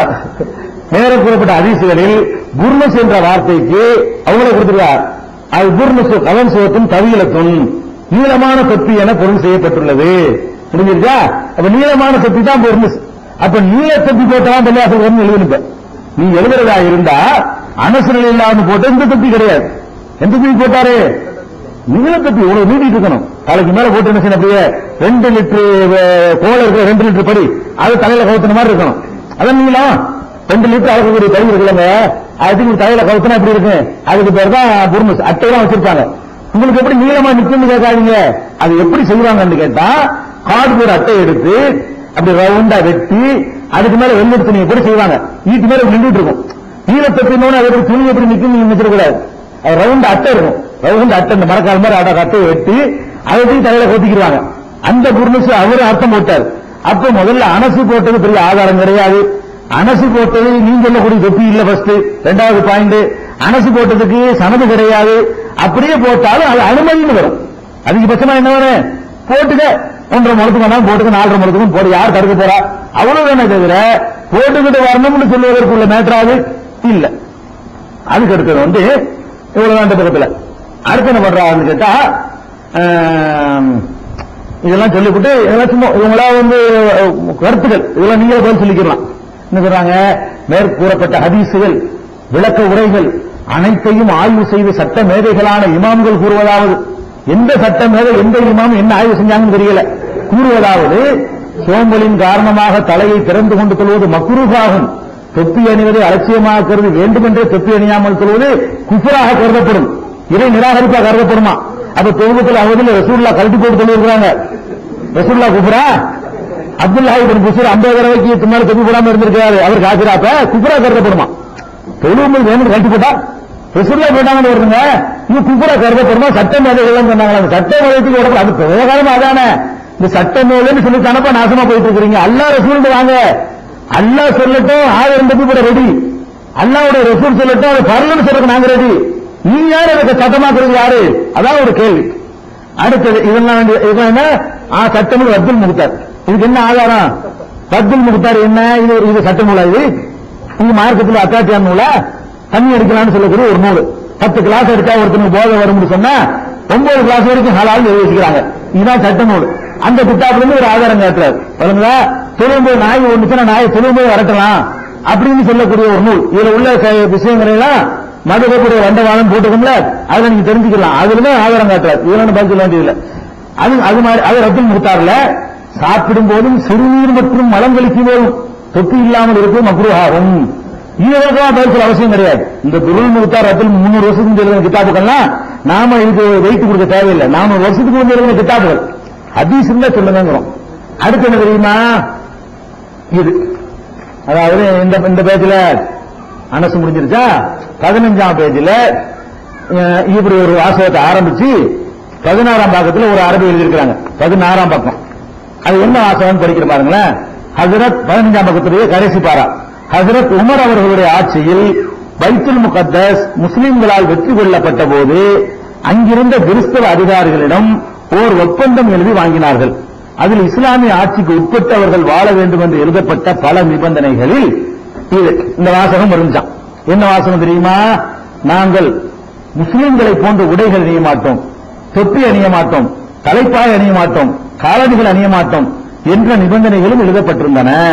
உமர் ரலியல்லாஹு அன்ஹு அவங்க வந்து பைத்துல் முகத்தஸ் ஜெருசலத்தை வெற்றி கொண்ட பொழுது அங்க உள்ள கிறிஸ்தவர்கள்ட்ட ஒரு சர்ப்பு போட்டு ஒப்பந்தம் பண்ணாங்களாம். நாங்க உங்களுக்கு ஜெயிச்சிட்டோம், எங்க நாட்டில் நீங்க இருக்க போறீங்க, எங்க நாட்டில் நீங்க இருக்கிறதா இருந்தா எங்களை மாதிரி ட்ரெஸ் பண்ணக்கூடாது, முஸ்லீம்கள் மாதிரி என்ன செய்யக்கூடாது, ஆடை அணியக்கூடாது, முஸ்லீம்கள் மாதிரி தொப்பி போடக்கூடாது, முஸ்லீம்கள் மாதிரி தலப்பாவை அணியக்கூடாது, முஸ்லீம்கள் மாதிரி செருப்பு அணியக்கூடாது என்ற நிபந்தனையை எழுதி வச்சிருக்கிறாங்க.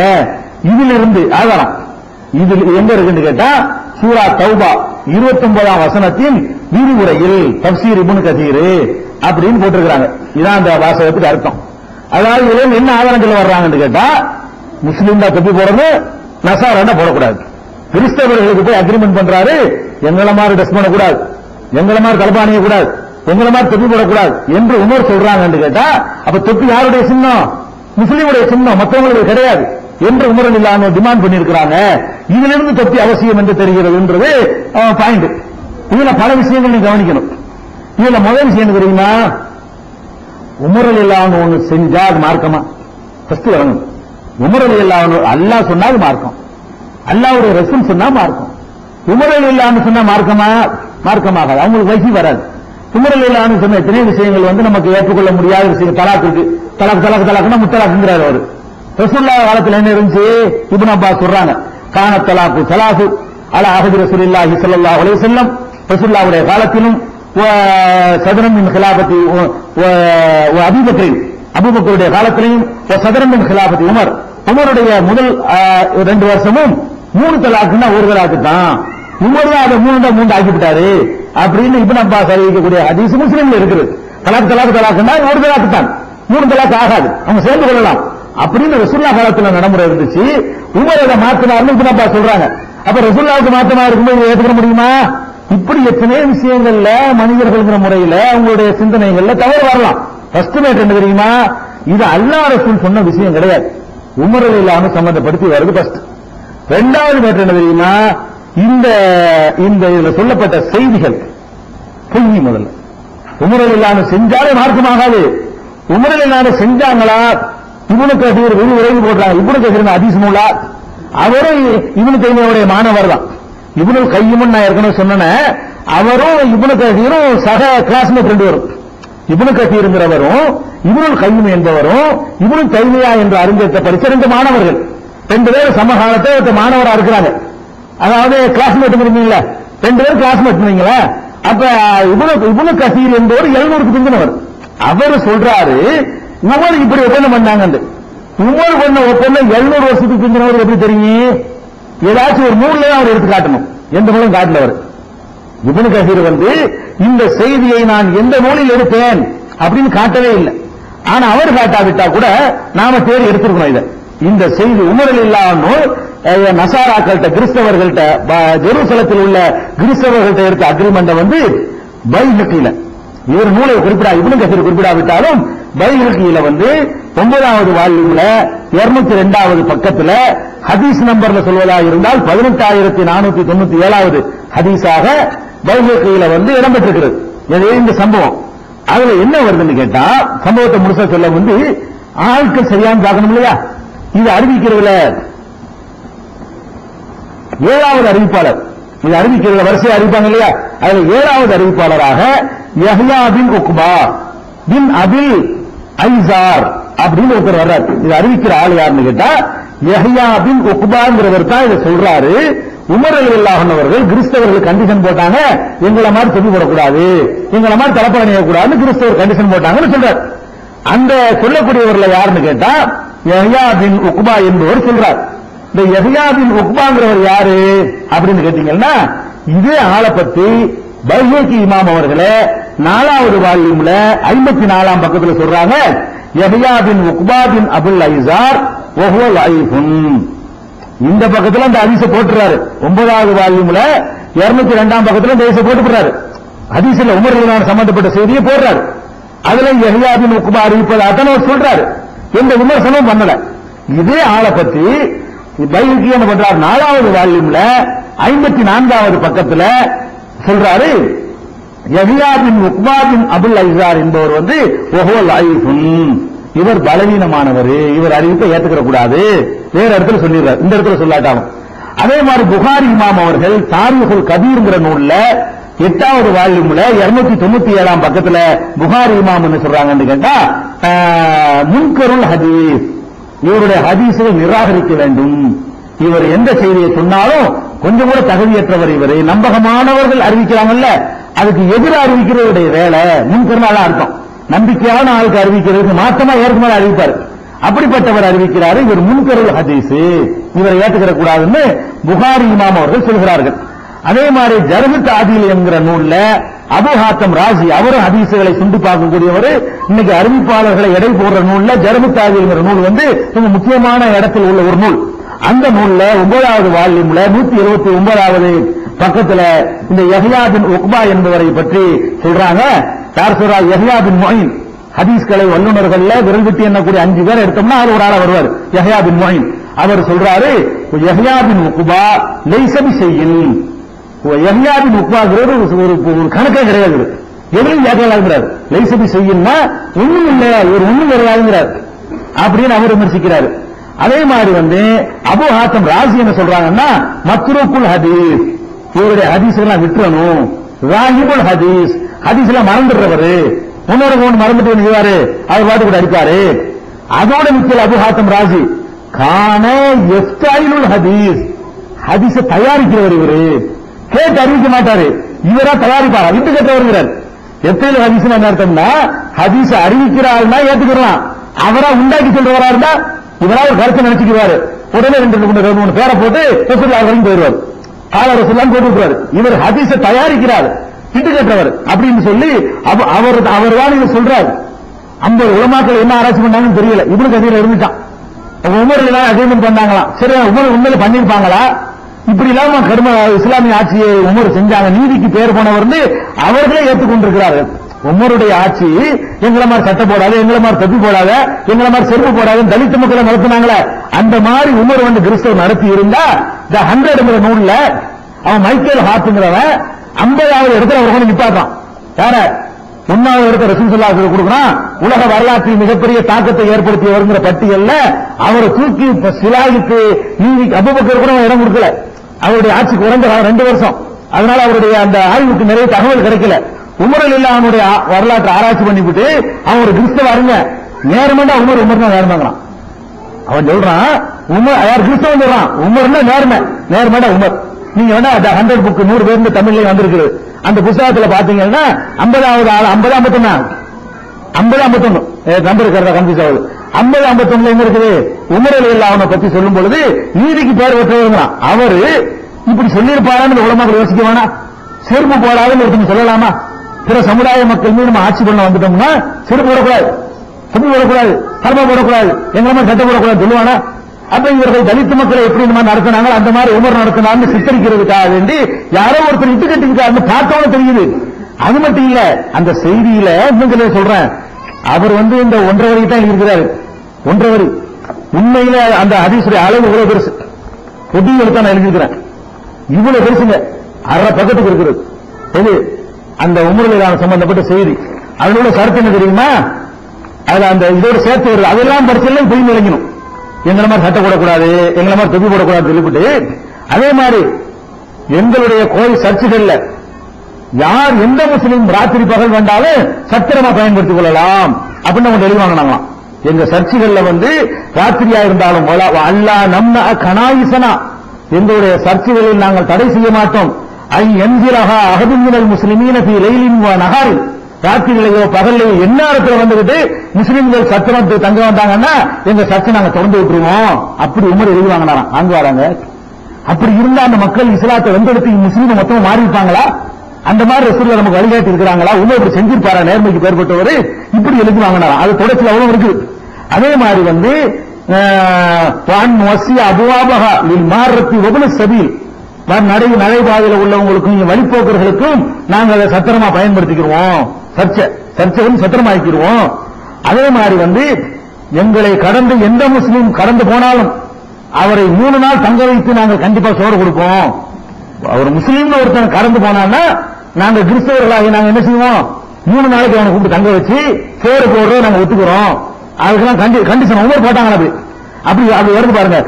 நன்சில மம்மர்ரபினா மினல் முஸ்லிமீன சலாஹத் ஐயாமின் ஒன்றும் 3 நாட்களுக்கு எங்களை கடந்து செல்கிற எந்த முஸ்லீமையும் எங்கள் வீட்டில் தங்க வைத்து அவருக்கு 3 நாள் உணவு கொடுப்போம்.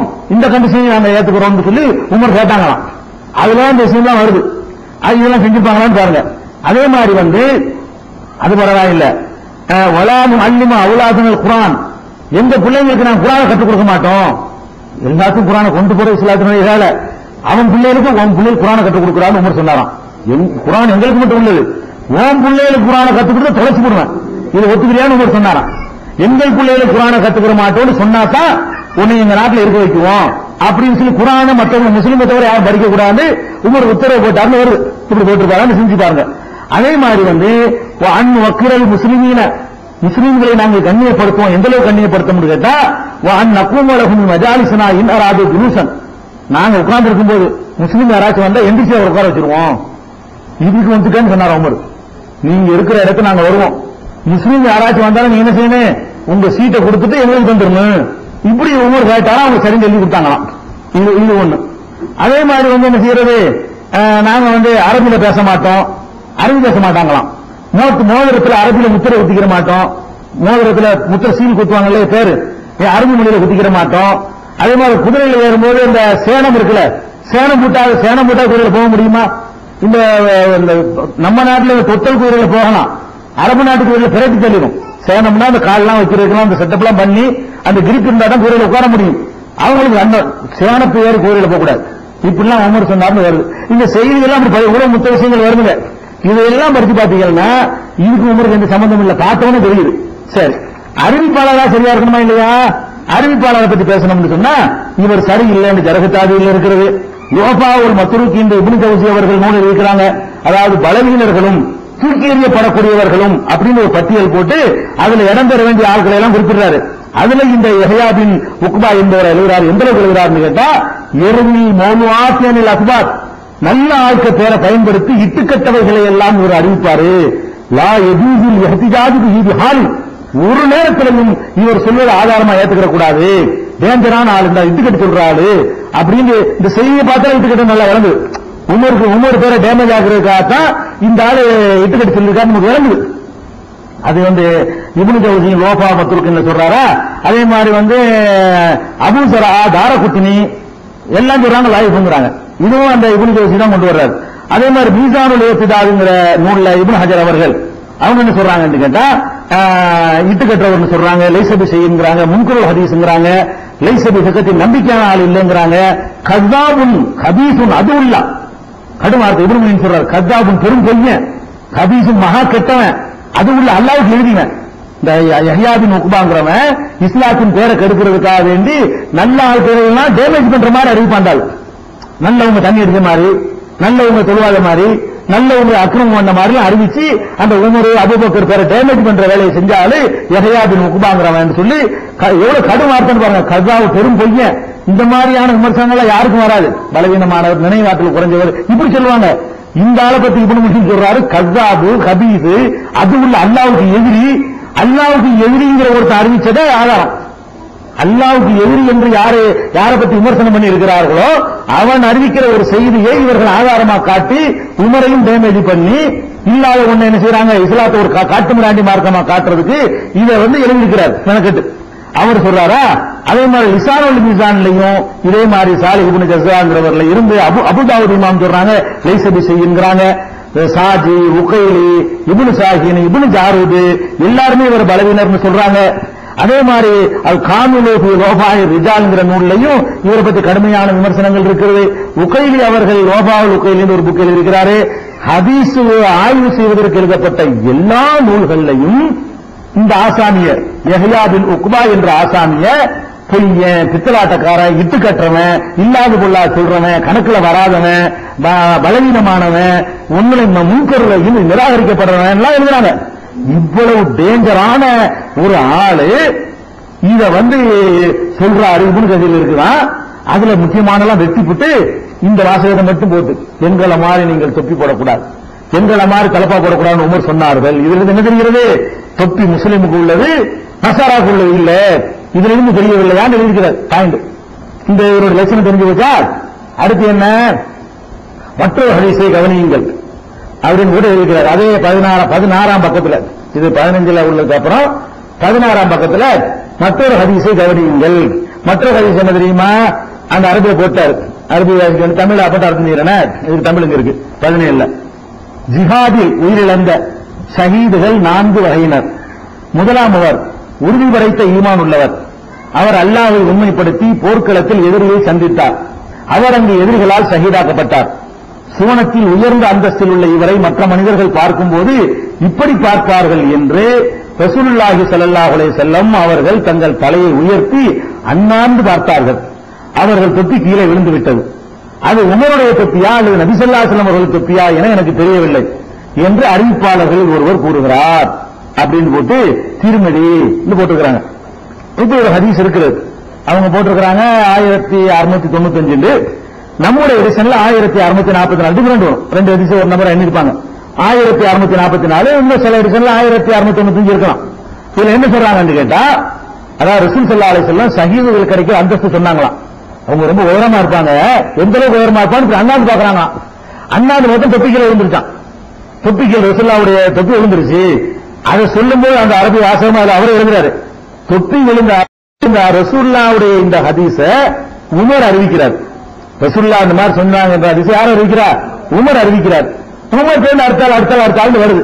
இப்ப கடைசியா உள்ள அறிவிப்பாளர் என்ன சொல்றாருன்னு கேட்டா, அவருடைய தொப்பி விழுந்தது என்ற அந்த வாசகம் ரசூலுல்லாஹ்வுடைய தொப்பி விழுந்தது என்பதை சொல்கிறதா, அல்லது உமர் தொப்பி போட்டிருந்து இப்படி பார்ப்பார்கள் தலையை தூக்கி அப்ப எனக்கு கீழே விழுந்துருச்சான்னு எனக்கு தெரியலங்கிறார்.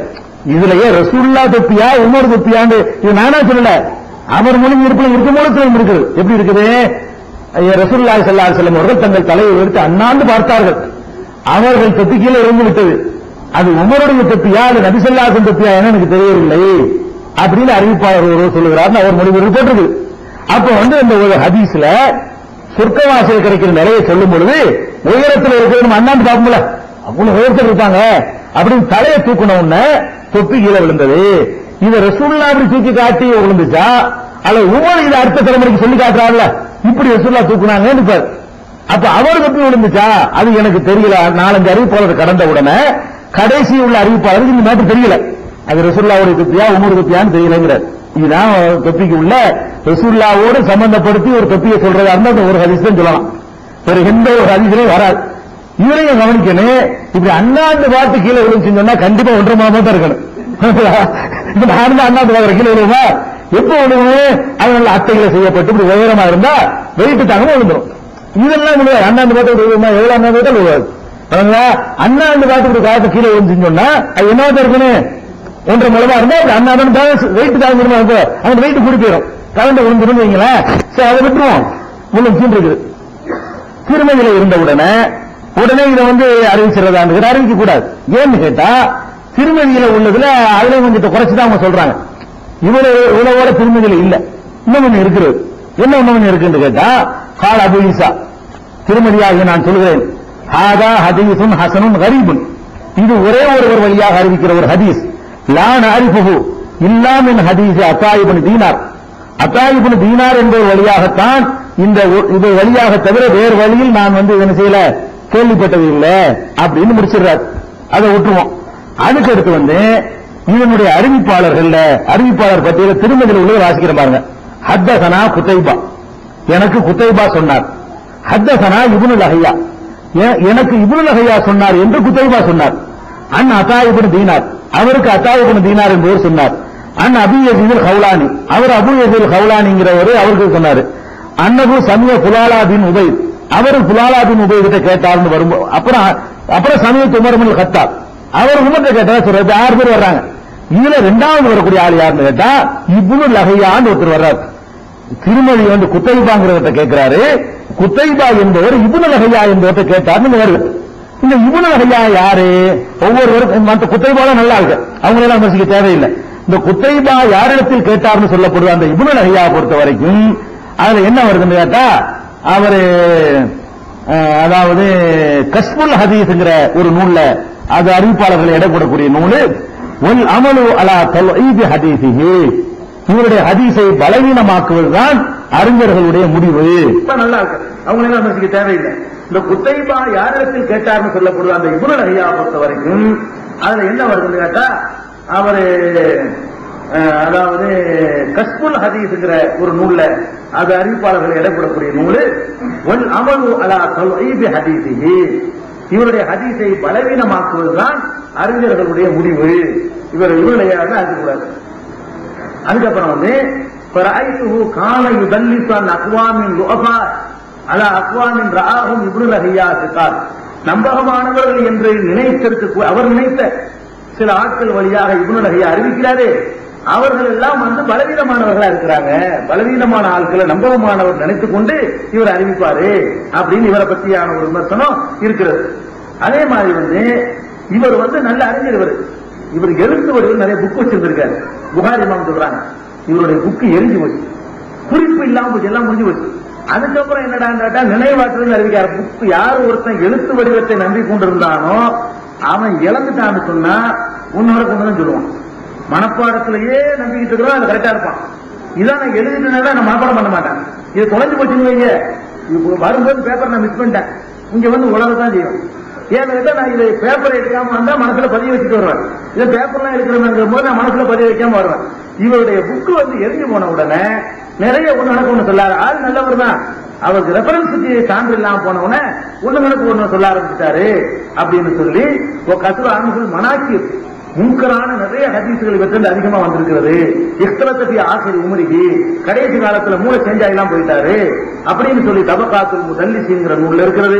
அதே மாதிரி காசிதுங்கிற நூல்ல என்ன இருக்குன்னு கேட்டா என்ன சொல்றாருன்னா அல்ல அமலு அல்லா தொலைவு ஹதீசி, இவருடைய ஹதீஸ பலவீனமானதான் ஆக்கணும் அப்படிங்கிறாங்க. யஹ்யா பின் சயீத் கான லாயராக செய்ய, யஹ்யா பின் சயீத்ங்கிறவங்க இவர் ஒரு கணக்கில் எடுத்துக்க கூடாதுங்கிறாங்க அப்படின்னு இவரை குறை சொன்ன நூல்களை பண்ணி சொல்றாங்க. துவாஃபாவுல் கபீர்ங்கிற நூல்ல 2வது வால்யூம்ல 293 பக்கம் இவர் சரியில்லைன்னு சொல்லக்கூடிய நூல்கள். கஸ்புல் ஹதீஸ்ல 1வது வால்யூம்ல 160 பக்கம். அல் மஜ்ரூஹி, அதாவது குறை கூறப்பட்டவர்கள் அப்படிங்கிற நூல்ல 2வது வால்யூம்ல 11 பக்கம். தபகாத்துல் முதல்லிசீன் அப்படிங்கிற நூல்ல 1வது வால்யூம்ல 54 பக்கம். காசிம்ங்கிற நூல்ல 1வது வால்யூம்ல 90 பக்கம். புகாரி இமாமுடைய தாரிகுல் கபீர்ல 5வது வால்யூம்ல 182 பக்கம். நசை இமாம் அவர்களுடைய பலவீனமானவர்கள் என்ற பட்டியல்ல ஒரு நூல் எழுதியிருக்கிறார். அந்த பட்டியல்ல 1வது வால்யூம்ல 64 பக்கம். அதே மாதிரி காமில் ஃபில் ஓஃபா, பலவீனர்களுடைய முழு விவரம் அப்படிங்கிற ஒரு நூல்ல 4வது வால்யூம்ல 144 பக்கம். இவ்வளவு நூல்கள்லையும் இவர் மறதியானவர், உத்தரிக்கக்கூடியவர், இட்டுக்கற்றவர் விமர்சனம் இருக்குது. இப்படியான விமர்சனத்துக்கு ஆளானவர் தான் இந்த ஹதீஸ். விழுந்தது ரசூலுல்லாஹ் தொப்பியா, உமர் தொப்பியாங்கிற ஹதீஸ் அறிவிக்கிறாரு. ஹதீஸ்களை அறிஞர்கள் இந்த ஹதீஸை ஏற்றுக்கொள்ளவில்லை, இந்த ஹதீஸ் ஆதாரப்பூர்வமான ஹதீஸ் இல்லைன்னு எல்லாரும் வெளிப்படுறாங்க. அது போக அபூ யஸீதுல் ஹவுலானி ஒரு துறையில் வர்றாரு இதே ஹதீஸ்ல. அவர் யாருன்னு கேட்டா அவருக்கு எந்த மஜ்ஹூலும் தக்ரீபு தஹதீபுல ஹாஃபிஸ் இப்னு ஹஜர் அஸ்கலானி அவர்கள் அவர் ஒரு மஜ்ஹூல் யாருன்னு தெரியாத வருகிறாங்க. அப்ப 2 ஆட்கள் வழியா அறிவிக்கப்படுகிறது, 2மே சரியில்லாத ஆட்க என்பதற்கு இது ஒரு ஆதாரம். முடிஞ்சு வச்சா அடுத்து என்ன பண்ணிருக்கிறாங்க, மற்றொரு ஹதீஸ் நிலைமை. இது ஆதாரப்பூர்வமான ஹதீஸ் இல்ல, சரி அப்படியே உழுந்து செஞ்சோம்னா அதுல எப்படி சுண்ணத்துன்னு வரும்? அணிஞ்சிக்கலான்னு வரும். அதிகபட்சம் போனான்னு வச்சுங்க, அணிஞ்சிக்கலான்னு வரும். அதுக்கப்புறம் இப்படி ஒரு, அதாவது 17ஆம் பக்கம் என்ன பண்ணிருக்கிறாங்க, ரொம்ப 25 பக்கம் குழம்ப வேண்டியதில்லை. இதுக்கப்புறம் அதிசயம் வராது. அதுக்கப்புறம் அவன் சொந்த கருத்தா வரும், அதனால கவலைப்படாது. 17ஆம் பக்கத்துல என்ன பண்ணிருக்காரு கேட்டா, அனிபன் மசூதின் அனி நபி ஸல்லல்லாஹு அலைஹி வஸல்லம் போட்டு திருமதியில அபுவாபுல் லிபாஸ் ஆடைகள் என்ற பாடத்தில் உள்ள ஹதீஸ், அதை தமிழ் மட்டும் படிக்கிறாங்க. நபி மூசா அலைஹிஸ்ஸலாம் அவர்கள் தம்முடைய ரப்பிடத்தில் இறைவனிடத்தில், ரப்பிட இறைவன் சினாய் மலையில் வசனித்த போது கம்பளியினாலான போர்வை, ஜுப்பா, தொப்பி, கால் சட்டை, பேண்ட் ஆகியவற்றை அணிந்திருந்தார்கள். அவர்களின் காலணிகள் செருப்புகள் இறந்த கழுதை, செத்த கழுதை தோலினால் செய்யப்பட்டிருந்தது என்று நபி ஸல்லல்லாஹு அலைஹி வஸல்லம் கூறினார்கள். அறிவிப்பு இப்னு மஸ்ஊத் இருக்கு. அதாவது மூசா நபி அவங்க அல்லாஹ்ட்ட பேசும் பொழுது என்ன ட்ரெஸ் போட்டிருக்காங்கன்னு சொன்னா, செத்த கழுதை தோல்ல செஞ்ச செருப்பு. அல்லாஹ்ட்ட தூய்மையான இடத்துல போய் பேசுறாரு பாருங்க. செத்த கழுதை தோல்ல செஞ்ச செருப்பான். அதுக்கப்புறம் பேண்ட், கால் சட்டை, அதுக்கப்புறம் தொப்பி, ஜுப்பா, மேல ஒரு கோலம். இந்த கோலத்துல நினைச்சாங்க சந்திச்சாங்க. அப்ப அல்லாஹ்வை பார்க்க போகும்போது தொப்பி போட்டு போனால் என்ன விளங்குகிறது? மூசா நபி அல்லாஹ் பார்க்கல, அல்லாஹ்ட்ட உரையாட, அல்லாஹ் உரையாட போகும்பொழுது தொப்பி போட்டு கொண்டு போயிருக்கிறாங்க அப்படின்னு சொல்லி போட்டுக்கிறாங்க. இது என்ன, இதனுடைய மேட்ரு என்ன அப்படின்னு போட்டீங்கன்னா, மூசா நபி இது திருமதியில போட்டிருக்கு. இதுலயும் திருட்டு வேலை பண்ணியிருக்கிறாங்க. திருமதியில இது டேஞ்சரான செய்தி அவரை எழுதுறாரு. திருமதியில எந்த திருமதியில காட்டுறாங்களோ 1656 திருமதியில நம்பர் போர்டுல இதுல போட்டுருக்காங்க. அதாவது 1788 போட்டுருக்காங்க. நம்ம எடிஷன்ல 1656 ரெண்டுல இருந்தாலும் மேட்டர் தான். என்ன சொல்றாருன்னு கேட்டா, சமயத்து முகமதன் யகூல், முகமது புகாரி, புகாரி இமாம் கூட நான் செவிட்டு இருக்கிறேன். திருமதி சொல்றார், இந்த ஹதீஸ் ரெக்கார்ட் பண்ணிட்டு, திருமதி இமாமுடைய ஆசிரியர் தான் புகாரி. புகாரிங்கிறவர் திருமதி இமாம் இருக்காங்க இல்லையா, அவங்களுடைய உஸ்தாத் தான் புகாரி. திருமதி சொல்றாரு, சமயத்து முகமதன் யகூல், புகாரி இமாம் சொல்ல நான் கேட்டிருக்கிறேன். ஹுமைத் இப்னு அலி அல் அரஜ், இந்த ஹதீஸை அறிவிக்கக்கூடிய ஹுமைத் இப்னு அலி அல் அரஜ் என்பவர் முன்கருள் ஹதீஸ், இவருடைய ஹதீஸ்கள் நிராகரிக்க வேண்டும், இவர் சரியான ஆள் இல்லை அப்படின்னு சொல்லி என்ன செய்யறாரு, புகாரி இமாம் சொன்னதாக திருமதியில போட்டுறாரு. ஹதீஸை பதிவு பண்ணிட்டு, இது சரியில்லை, இது ஆள் சொல்ற ஆள் சரியான ஆள் கிடையாது. அப்ப அதையும் சேர்த்து 50 உலமாக்கள் 60 உலமாக்கள் ஆராய்ச்சி பண்ணிருக்காங்கல்ல. அப்ப இந்த பாதி இருட்டடிப்பு செய்யறாங்க, வேறு பண்றாங்க. எல்லாத்துலயும் பாதி பாதி. திருமதியில ஹதீஸ்ல முதல் ஒரு பாதியை விட்டாங்க, உமர் இல்லாம அறிவிப்புல பாதியை விட்டாங்க. துன்பத்தில் 60 நூறுல இருந்து எடுத்து காட்டும்போது ரசூலா தொப்பி போட்டாங்க, தலப்பா போட்டாங்க, ரெண்டும் போடல அப்படின்னு வரும்பொழுது கலெக்டிவ் சொல்றாங்கிறது திருப்பி செஞ்சாங்க. எல்லாத்துலயும் கொஞ்சம் கொஞ்சம் இருட்டடிப்பு செஞ்சுட்டு போவதற்கு பேர் ஆராய்ச்சி கிடையாது. அது தேவையான பாயிண்ட் வேணும் திருப்பி செய்யறாங்க. சம்பந்தப்படாத விஷயத்தை ஒண்ணு இருட்டடிப்பு செய்யல. இந்த ஹதீஸை பற்றிய விமர்சனத்தை தான் என்ன பண்றாங்க, இருட்டடிப்பு செய்யறாங்க. இது சரியில்லை. அதே மாதிரி அதாவது இதனுடைய விரிவுரை நூல் திருமதி துஹ்பத்துல் அஹ்வதியில என்ன செய்யறாருன்னு கேட்டா, இவர் பலவீனமானவர் சொல்றாங்க. அதே மாதிரி சதுப்புன் இஸ்தலத்தபி ஆசிரிகி, கடைசி காலத்தில் ஒரு மூலக்குறைக்கு போயிட்டாரு அப்படின்னு சொல்றாங்க. அது மாதிரியான விமர்சனத்துக்கு ஆளாகக்கூடியவர் தான் இந்த ஹதீஸ் அறிவித்திருக்கிறாரு. திருமதியை ஏற்றுக்கொள்ளல, இதுவும் சரியில்லை. மூசா நபி தொப்பி போட்டதுக்கு ஆதாரம் இல்லை. அப்படி இருந்தா கூட முந்தின உம்மத்துகளுக்கு உள்ள நமக்கு சட்டமாகுமா? மூசா நபி போட்டா நம்ம போடணும் சட்டமாகுமா? போட சொன்னாங்களா ரசூல்லா? அதான் கேள்வி. அப்ப மூசா நபி போடுறத வச்சுட்டு நீங்க ஆதாரம் காட்டினா, அப்ப செத்த கழுதை தோளில் செருப்பு போட்டு போறது சுமத்துன்னு எழுதுங்க. செத்த கழுதை தோளில் செருப்பு போடாதவர்கள் யாரும் வரக்கூடாது. 5 விஷயங்கள் இல்ல. மூசா நபி தொப்பி மட்டும் போடல, என்ன பண்ணும்? கல்வி வச்சிருக்க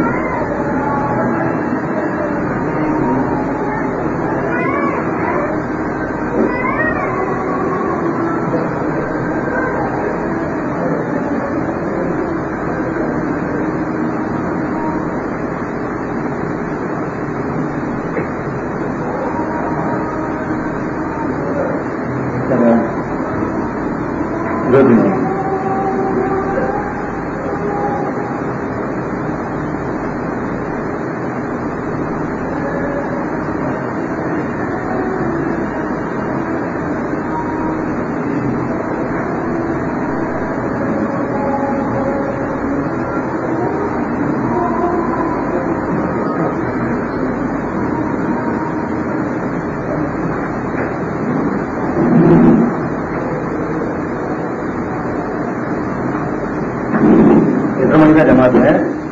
அடுத்து மூசா நபி விஷயத்துக்கு சொல்லும்போது 5 விஷயம் வருது. அவங்க சொல்லும் போது என்ன வருதுன்னு கேட்டா, போர்வை, ஜுப்பா, தொப்பி, கால் சட்டை, செத்த கழுதையில செஞ்சு செருப்பு, செத்த கழுதை தோல்ல செஞ்சு செருப்பு.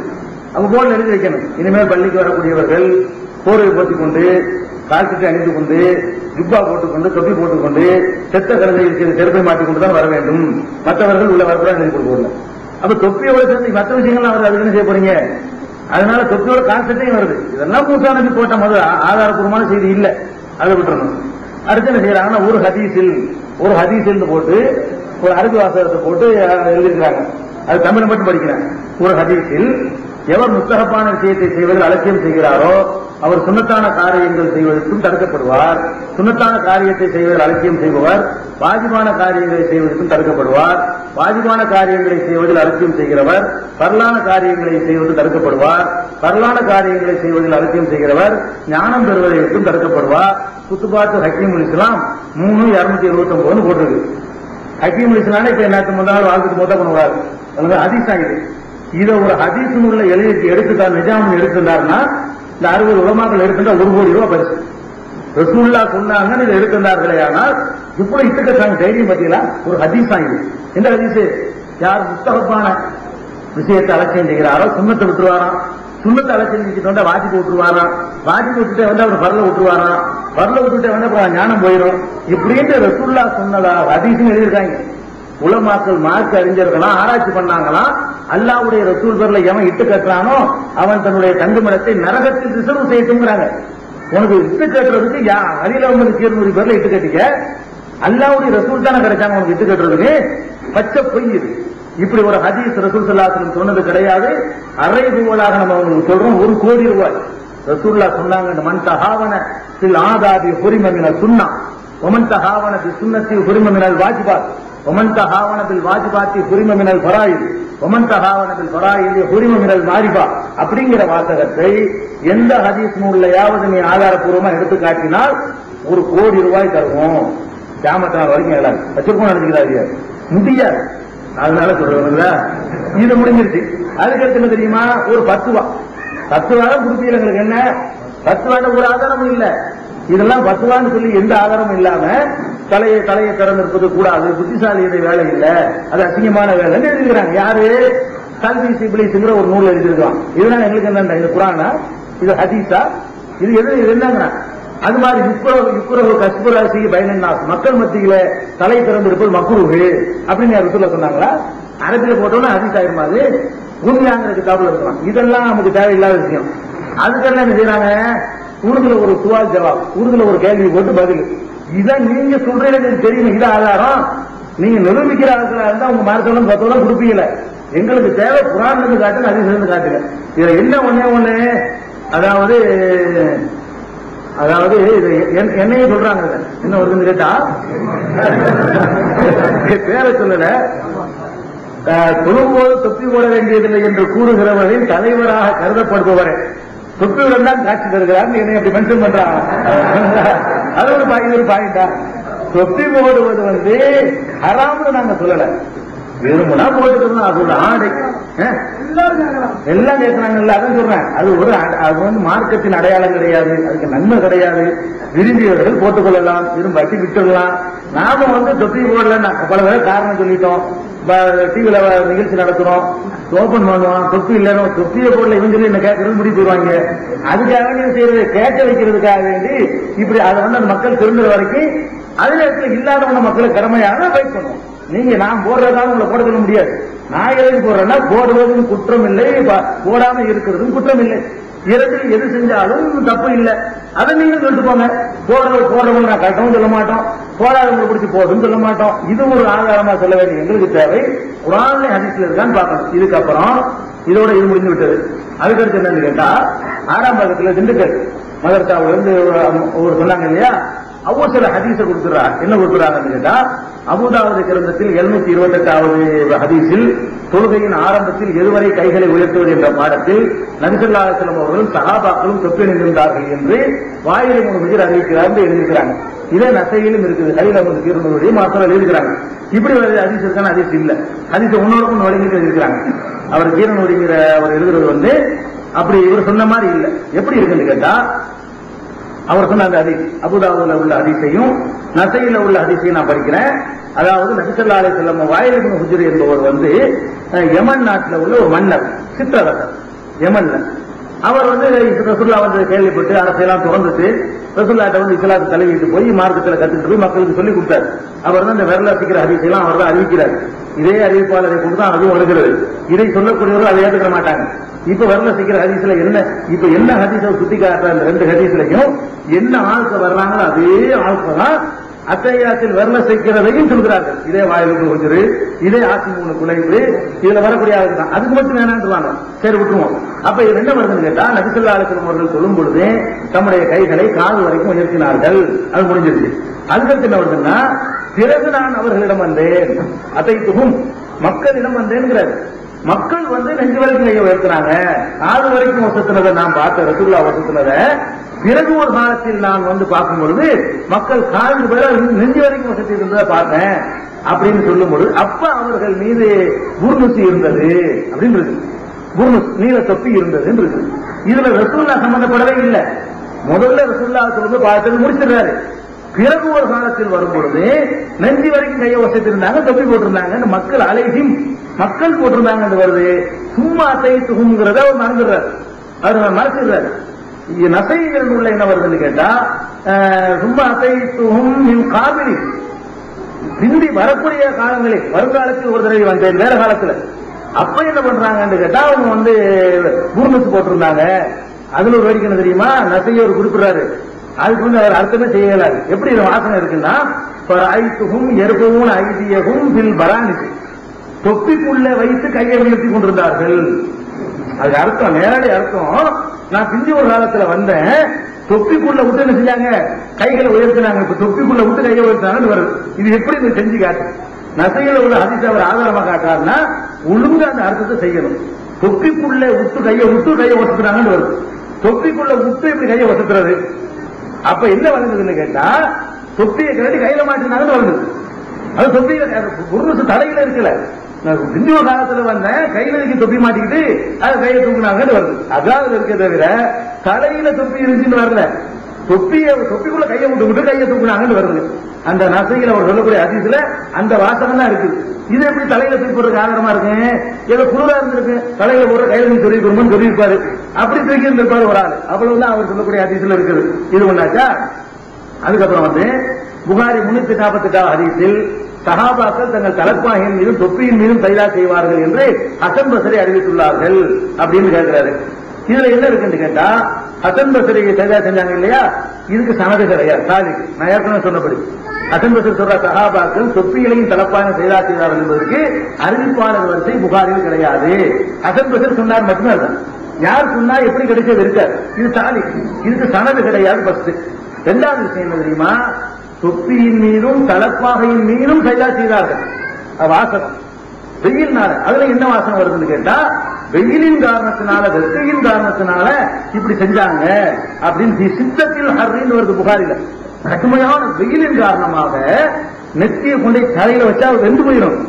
தலப்பாக்கத்தை கீழே போட்டு அதுக்கு மேல சைதா செஞ்சிருக்கிறாங்க. தொப்பியை போட்டு அதுக்கு மேல சைதா செஞ்சாங்கன்னு வருது.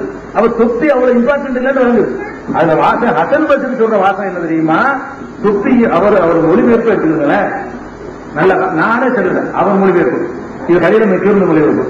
அதாவது சஹாபாக்கள் தங்கள் தலைப்பாகையின் மீதும், அவர் கூட அர்த்தம் தொப்பியின் மீதும் சைதா செய்வார்கள். இதுக்கு என்ன அர்த்தம், தலையில போடலன்னு அர்த்தம். இந்த கலட்டி போட்டுட்டு செஞ்சாங்கன்னு வருது, அதுக்கு உள்ள மேட்டரா இருக்குது.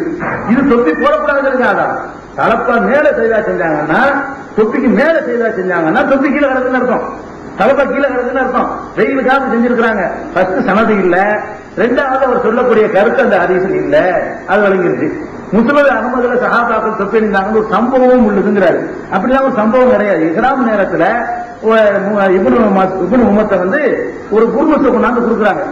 இஹ்ராமுல புர்னுஸ் போடக்கூடாது, ரசூலுல்லாஹ் தடுத்துட்டாங்கிறாரு. இவ்வளவுதான். இதுல என்ன பிரச்சனை, இஹ்ராம் நேரத்துல புர்னுஸ் போடக்கூடாது, அவ்வளவுதான் அந்த ஹதீஸ்ல இருக்குது, அவர் சொல்லக்கூடிய ஹதீஸ். அதுக்கப்புறம் அந்த உமர் தொப்பியா ரசூலுல்லாஹ் தொப்பியான்னு ஒரு ஹதீஸ் இவர் குறிப்பிடுறாருல, அதையே இவரும் குறிப்பிடுறாரு. அது ஆல்ரெடி பேசியாச்சு. இவ்வளவுதான் 4 ஹதீஸ் தான். அலில தூண் 4 ஹதீஸ். காசிபுல்லாவுல முதல் பாராவில் எழுதியிருக்கிறாங்க. போட்டு என்ன செய்யறாங்க? தொப்பி அணிவது நபிகள் நாயகம் வழிமுறை, குர்ஆன் நிறுவனமாகி உள்ளது. புகாரி ஷரீஃபிலும் நாயகம் அவர்களும் தந்தை மிக்க சஹாபாக்கள் முன்னோர்கள் தொப்பி தலைப்பா தொழுதா வந்திருக்கிறது. புகாரி 1:56, புகாரி 1:159 போட்டு பச்சையா புழுது.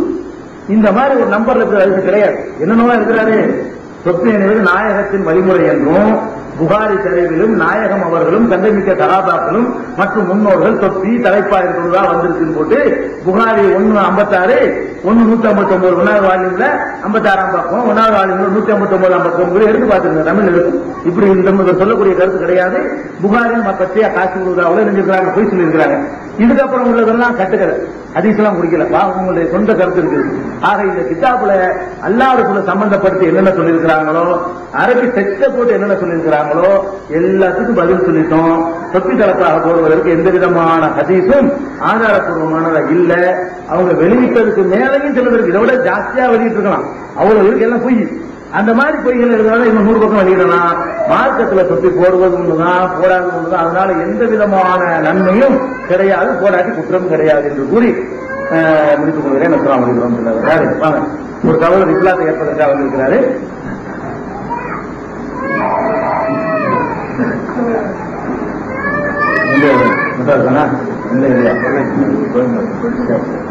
படிச்சிருக்கீங்களா?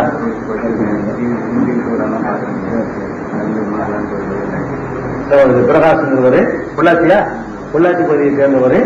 நம்ம டிவி நிகழ்ச்சியெல்லாம் பார்த்து அவர் இஸ்லாத்துக்கு மாறலாங்கிற ஒரு எண்ணம் வந்திருக்குங்கிறாரு. இஸ்லாம் தான் என்னட்டா காட்டா ஒரு கடவுள் நம்பணும். இஸ்லாத்துக்கு அடிப்படை என்னன்னு கேட்டா கடவுள் விஷயத்துல காம்ப்ரமைஸ் கிடையாது. அல்லா மட்டும் தான் வணக்கம். மனிதனை, உத்தரோட உள்ளவங்களை, இறந்தவங்களை, சூரியனை, சந்திரனை, கழுதைய, குதிரைய என்றையும் வணங்குங்க. தெளிவா இருக்கீங்களா? அல்லாவுக்கு மனைவி இல்ல, மக்கள் இல்ல, நம்புறீங்களா? அல்லாவுக்கு எந்த வீக்னஸும் கிடையாது, பலவீனம் இல்லை, அதான் நம்புறீங்க, படிச்சிருக்கீங்க. அப்ப முகமது நபி நிறைய இறை தூதர்கள் வந்தாங்க. அதுல கடைசி தூதர் முகமது நபி. அவங்க அல்லாவுடைய தூதர் அல்லா பார்க்க முடியாது.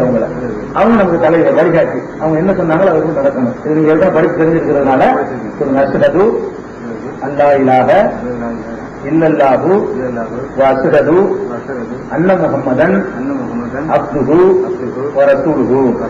இதுக்கு தமிழ் என்னன்னா, வணக்கத்திற்கு உரியவன் அல்லாஹ்வை தவிர யாரும் இல்லை என்று நான் உறுதியாக நம்புகிறேன். முகமது நபி அவர்கள் அல்லாஹ்வுடைய தூதர் என்றும் நான் உறுதியாக நம்புகிறேன். நம்பிதான் முஸ்லிம் ஆயிட்டீங்க, அவ்வளவுதான். நம்பி வாழ்க்கையில கடைப்பிடிங்க. என்ன பேர் உங்களுக்கு பிடிச்சிருக்கு? சொல்லணுமா? யார் இவருக்கு யாரு கூட்டிட்டு வந்து? இப்ராஹிம் வச்சுக்கிறீங்களா? இப்ராஹிம்னா கடந்த காலத்துல வந்த ஒரு இறை தூதர், நபிகள் நாயகத்தினுடைய பாட்டனார் முறையில் வருவார். ரொம்ப ஸ்ட்ராங்கா உறுதியா இருந்து கொள்கையை பிரச்சாரம் பண்ணி பல துன்பங்களுக்கு அடையில ஸ்ட்ராங்கா நின்றார். அந்த மாதிரி உறுதியா நிக்கணுங்கிறதுக்காக வேண்டி. ஆமா, அதனால உங்களுக்கு இப்ராஹிம் இருந்து சரியா எல்லாம் பண்ணி வச்சிருக்கலாம். போகணும், முஸ்லிம்கள் தொடர்பு வச்சுக்கிறேன். எங்களை விட நீங்க எல்லா வகையிலும் உயர்ந்து வருது. விளங்கி வந்திருக்கிறனால நாங்கெல்லாம் அப்ப மாட்டேங்க வந்துட்டு இருக்கிறோம். நீங்க புரிஞ்சு வந்திருக்கிறீங்க இல்லையா? அதனால நீங்க தருந்தவர்கள் இப்ப அப்படி விளையாட்டுக்கு வந்திருக்கேன்.